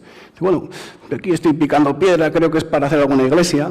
Y cuando va donde la tercera le dice, ¿tú qué haces? Dice, yo, la Catedral de Burgos. Claro, este es el tema, ¿no? Las personas, las organizaciones necesitan tener claramente un sentido de hacia dónde van, un sentido de cuál es el objetivo, un sentido de cuál es el rumbo, ¿no? Entonces eso, generemos, afloremos inteligencia individual, conectemos inteligencia colectiva y alineémoslo en torno a un proyecto. Este es nuestro para qué, es el para qué de Kaleidos. ¿Para qué queremos poner en valor a la ciudadanía? Decimos, bueno, lo tenemos claro, para definir prioridades y estrategias en nuestras ciudades, para identificar oportunidades de mejora y concretarlas en proyectos, para explorar y anticipar nuevas necesidades, para explorar servicios en base a resultados. Esta es nuestra orientación, ¿no? Esta es nuestra brújula, el para qué queremos poner en valor la ciudadanía, la participación ciudadana, ¿no? Esto es, ¿no? Al final, no sé si es exacto, ¿no? Muchas veces yo digo, es más importante la brújula que el reloj. Igual son tan importantes las dos, pero entenderme lo que quiero decir, lo que es importante es saber hacia dónde se quiere ir. Nosotros, como ciudad, como proyecto común, sea Vitoria, sea cualquier otra, ¿qué queremos ser? ¿Queremos ser la ciudad del medio ambiente, la del deporte, la del motor, la de la medicina deportiva? ¿Qué queremos ser? Esto habrá que definirlo, esto es exigible a nuestras sociedades. ¿Cuál es nuestro proyecto de ciudad como colectivo, ¿no? La brújula. Vamos hacia allá, no podemos ir 4 años hacia allá y 4 años hacia allá. Este es un poco el planteamiento. Bueno, yo soy un fan del bambú japonés. Cuando hablamos de generar red, de generar procesos de participación ciudadana, ¿no? Vosotros sabéis cómo funciona el bambú japonés. El bambú japonés se planta hoy, se siembra hoy, no se planta, se siembra, y durante 7 años es una planta que no aparece. Y al cabo de 7 años, lo que hace es, en 7 semanas, llega a los 30 metros. Es una cosa maravillosa, maravillosa. Durante esos 7 años que no se ve, ¿qué está pasando? Se está generando un sustrato, se está generando la base, se está generando, la base para generar el proyecto. Cuando hablamos de generar red, cuando hablamos de participación ciudadana, pensemos también en esto. Es decir, las cosas no salen de hoy para mañana. Se necesita una buena base, se necesita tiempo, se necesita sustrato, se necesita orientación. Entonces, esto también es cierto que muchas veces no encaja bien con los ciclos políticos. Pero sepámoslo, si es que generamos procesos de participación o generamos procesos de tejer redes, necesitamos tiempo. Y pensemos que el proceso de estos procesos de participación es tan importante como el resultado. Aquí lo importante, y una prueba es esta escuela, lo importante es el resultado, pero lo importante es el proceso. Cómo nos juntamos, cómo nos conectamos, cómo hablamos de las cosas, cómo vamos deliberando, cómo nos vamos aportando diferentes perspectivas, ¿no? Esto es lo importante, el proceso, ¿no? Demos el valor que tiene y que se merece. Bueno, me da igual, participación ciudadana, generación de red. Hay cosas que requieren cero talento. Entonces, bueno, nuestro Twitter es @caleidored. Estas son las cosas que requieren cero talento y que parece que no, pero facilitan mucho las relaciones entre personas, entre organizaciones, entre entidades. No hace falta gloria, ¿no? Ser puntual, esforzarse, lenguaje corporal, energía, buena actitud, pasión, cumplir el trabajo dentro de los plazos previstos. Esto requiere cero talento. Esto es una cuestión y esto es de ese bambú del que hemos hablado antes, es un abono imprescindible. Si antes hablábamos de las personas, esto es, digamos, la parte complementaria de esa acción de las personas. Y luego otro elemento, ¿no? Otro elemento que me parece imprescindible. O sea, cuando escuchamos desde el mundo de la empresa, desde el mundo de la política, desde el mundo de la ciudadanía, tal, o sea, la confianza ni se pide ni se da. O sea, no me pidas confianza o no te voy a dar confianza. La confianza se construye, la confianza se construye. Y esto no es una especie de... No, esto es bastante científico, cómo se construye la confianza. Se construye en base a tomar decisiones legales, hacer cosas legales, faltaría más, pero también en base a legitimidad, en base a transparencia, en base a ejemplaridad, en base a rendir cuentas, es decir, y algunas más. Entonces, cuando dentro de una red, dentro de una organización, no se trata ni de pedir ni de dar confianza. No me pidas confianza. La confianza se construye. Esto que no se nos pase, porque al final la idea de confianza está perdiendo potencia porque la utilizamos para todo. No, confía. Confía no.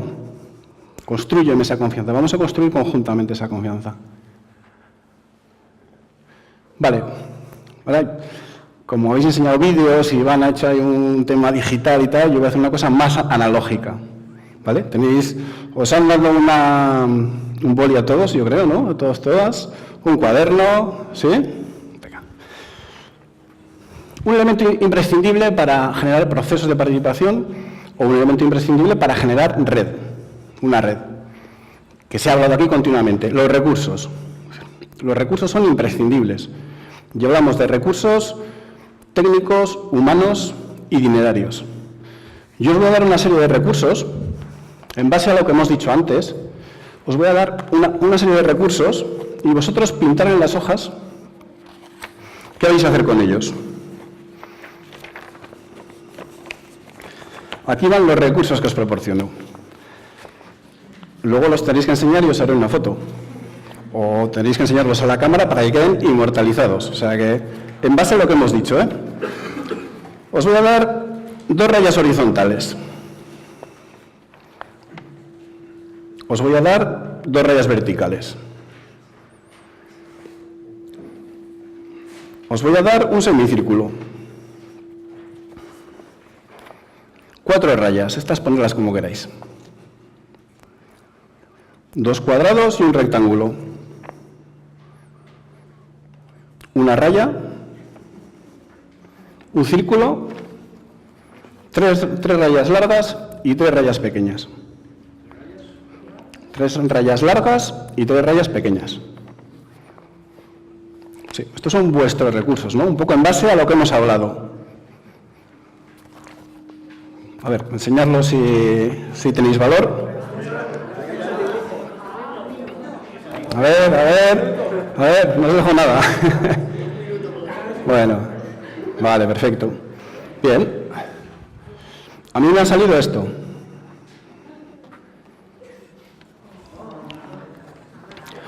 Claro. ¿Para qué nos van los recursos si no sabemos qué tenemos que hacer, ¿no? Esta es la cuestión. Una red, un proceso es imprescindible que cuente con recursos de todo tipo, como hemos dicho antes, pero muchas veces tenemos los recursos encima de la mesa, sí, pero ¿qué hacemos con ellos? ¿Para qué los utilizamos? ¿Hacia dónde los dirigimos? ¿Cómo los jerarquizamos? ¿Estamos todos de acuerdo en que queremos hacer esto? Este ejercicio es un poco más largo, pero bueno, yo creo que sirve un poco para ejemplificar lo que quiero decir, ¿no? Y esta es un poco ya esta diapositiva, es de Antonio Merino Orejón, este es gerente de Engabá, ha sido gerente también en Sant Cugat, en Barcelona. Y bueno, creo que cuando hablamos de gestión de una red, de qué nos hace falta para generar una red, creo que estos elementos son todos imprescindibles, ¿no? Visión, habilidades, incentivos, recursos, plan de acción, generas un cambio. Cuando falta uno de esos elementos, algo falla, ¿no? Y aquí estamos hablando otra vez de lo que decíamos antes y del bambú japonés. Estamos hablando del proceso, estamos hablando del tiempo. Esto hoy no es que hay desconfianza respecto a cómo hacemos las cosas y mañana ya esto se arregla. No. Necesitamos un proceso tanto para una red como para un proceso de participación ciudadana, ¿no? Bueno, os enseño un poco lo que... Espera. A ver. Bien. Me ha parecido muy interesante, 5 minutos me quedan más o menos, vale, voy en tiempo.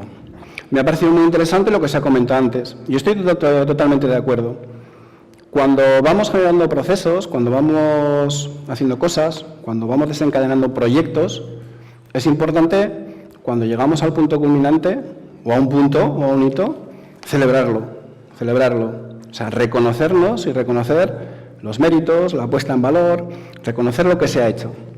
El modo de celebrarlo de Kaleidos es realizar un congreso. Nosotros trabajamos durante 3 años en diferentes proyectos y el cuarto año lo que hacemos es un congreso que este año haremos en Getafe, 27, 28, 29 de marzo y al que estáis todas invitados. Vamos a hablar de los temas que hemos hablado aquí. Vamos a hablar de proximidad, de participación, de ciudadanía, de gobernanza, de fortalecimiento sociocomunitario, de la generación de valor público, y lo vamos a hacer entre responsables políticos de ayuntamiento, responsables técnicos, ciudadanía, empresa, ONG. Es decir, este va a ser un poco el planteamiento. Aquí, por cierto, y aprovecho para conectar con lo que se ha hablado antes, nosotros vamos a presentar 3 herramientas de gestión desde Kaleidos, que son en las que hemos trabajado. Una tiene que ver en cómo incorporar las nuevas economías en el ámbito local, que hemos trabajado con el Foro NESI, porque una de las señas de identidad de Kaleidos es mezclar la visión política, la técnica, la ciudadana, y luego inyectar ahí a los expertos en cada una de las materias. Segunda herramienta que vamos a presentar es, también se ha hablado antes, por eso hoy la verdad es que me siento muy conectado con la jornada por muchísimas razones, ¿no? Pero vamos a hablar de cómo incorporar en los procesos de participación ciudadana la gestión de la diversidad cultural. Antes se ha comentado y yo estoy muy de acuerdo. O sea, la gente no participa por 2 cuestiones. Una porque no puede, otra porque no sabe, ojo, responsabilidad de todos, municipal, de todos, y otra porque no quiere. O porque no puede, o porque no sabe, o porque no quiere. Si no participa porque no quiere, bueno.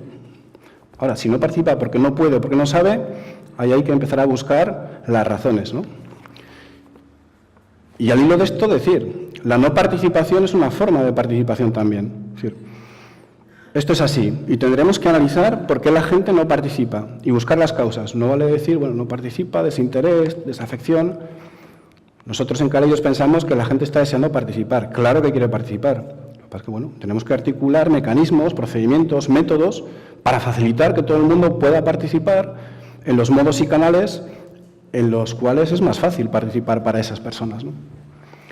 Y la tercera herramienta que vamos a presentar, también en relación con lo que decíamos antes, es una herramienta que intenta combinar la participación tradicional, esa más analógica, la del papel y boli de toda la vida, con la participación digital.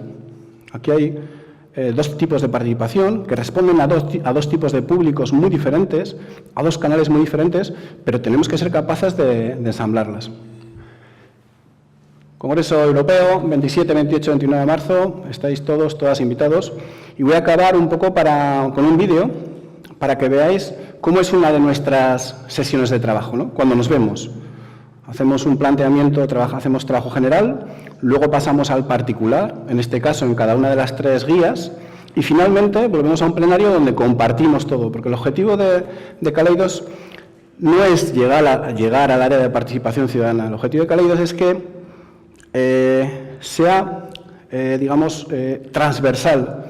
Kaleidos trabaja para el ayuntamiento, no trabaja para las áreas de participación ciudadana, trabaja para el ayuntamiento. Este tipo de políticas de participación, que descansan en áreas vinculadas a la participación, deberían ser, y esto es lo que peleamos en Kaleidos, deberían ser políticas transversales a cualquier área del ayuntamiento.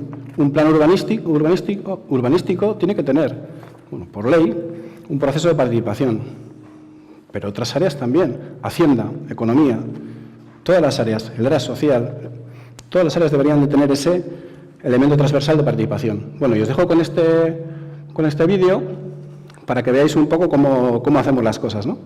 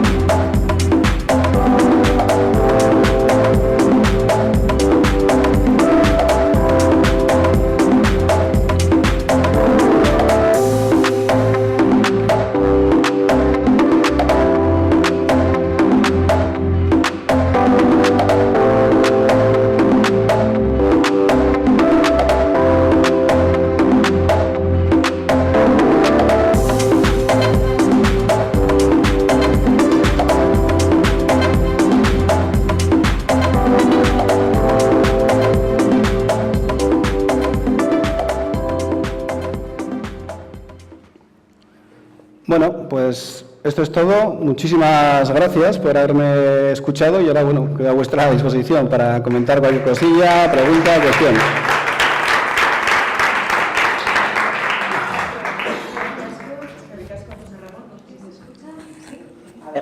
Nada, decía que muchísimas gracias por tu intervención, por explicarnos los procedimientos, la importancia de saber a dónde va uno, de qué catedral es la que le toca hacer. Voy a pedir a Iván, si eres tan amable, que suba junto a ti. Y de nuevo, abrimos turno de preguntas, en esta ocasión sobre las dos iniciativas que acaban de... Se baja. Que acaban de protagonizar esta segunda parte de la jornada de mañana. El micrófono está aquí. Ruth, es que ricasco. Ah, el del público. Pues el del público está por ahí. Sí, eso es. Es lo que tiene que estar a todo aquí. Bueno, pues nos quedan unos 20 minutitos en los que vamos a abrir de nuevo turno de preguntas y a darles la oportunidad de participar mediante las preguntas que consideren. Hacemos como antes, levantamos la mano, decimos nuestro nombre y a quién va dirigida la pregunta. No sé si hay alguien ya animado, por ahí. Sí. ¿No? Sí. Venga. ¿Nos dice su nombre, por favor? Sí, me llamo Alfonso. Alfonso, gracias. ¿Se oye? Vale. En Euskadi tenemos una iniciativa que ya lleva unos años, que son las cooperativas de Mondragón, como conocerás, que es la economía social. Yo he trabajado toda mi vida laboral en ellas. Creo que se ha perdido ahí una oportunidad importante. No sé si ya hay que darlas por perdidas o todo lo contrario. Estoy hablando de una empresa, una organización de más de 80.000 trabajadores y creo que en este momento es el 4,5% del PIB de Euskadi. De cara a lo que tú planteabas de la economía pensada en las personas y en el planeta, no en el dinero. Quería saber tu opinión en ese tema, ¿no? Gracias. Gracias a ti por sacar un tema que, claro, en 25 minutos no da tiempo. Pero sí es verdad que yo lo suelo decir mucho. Este nuevo modelo económico no se pretende inventar nada. Ya existen iniciativas. Cuando nació el Grupo Mondragón, cuando nacieron todas las cooperativas en el Valle, y si nos remitimos a Arizmendiarrieta, a su libro, el otro día hasta mi mujer dice, pero si esto que estáis hablando lo lleva este hombre diciendo hace muchísimos años. Y cierto es que hace muchísimos años que se viene hablando de todo esto. ¿Cuál es lo que ocurre? Que el sistema y el modelo es tan grande y es tan arrollador que ha arrollado no a todo, pero así a parte del Grupo Mondragón.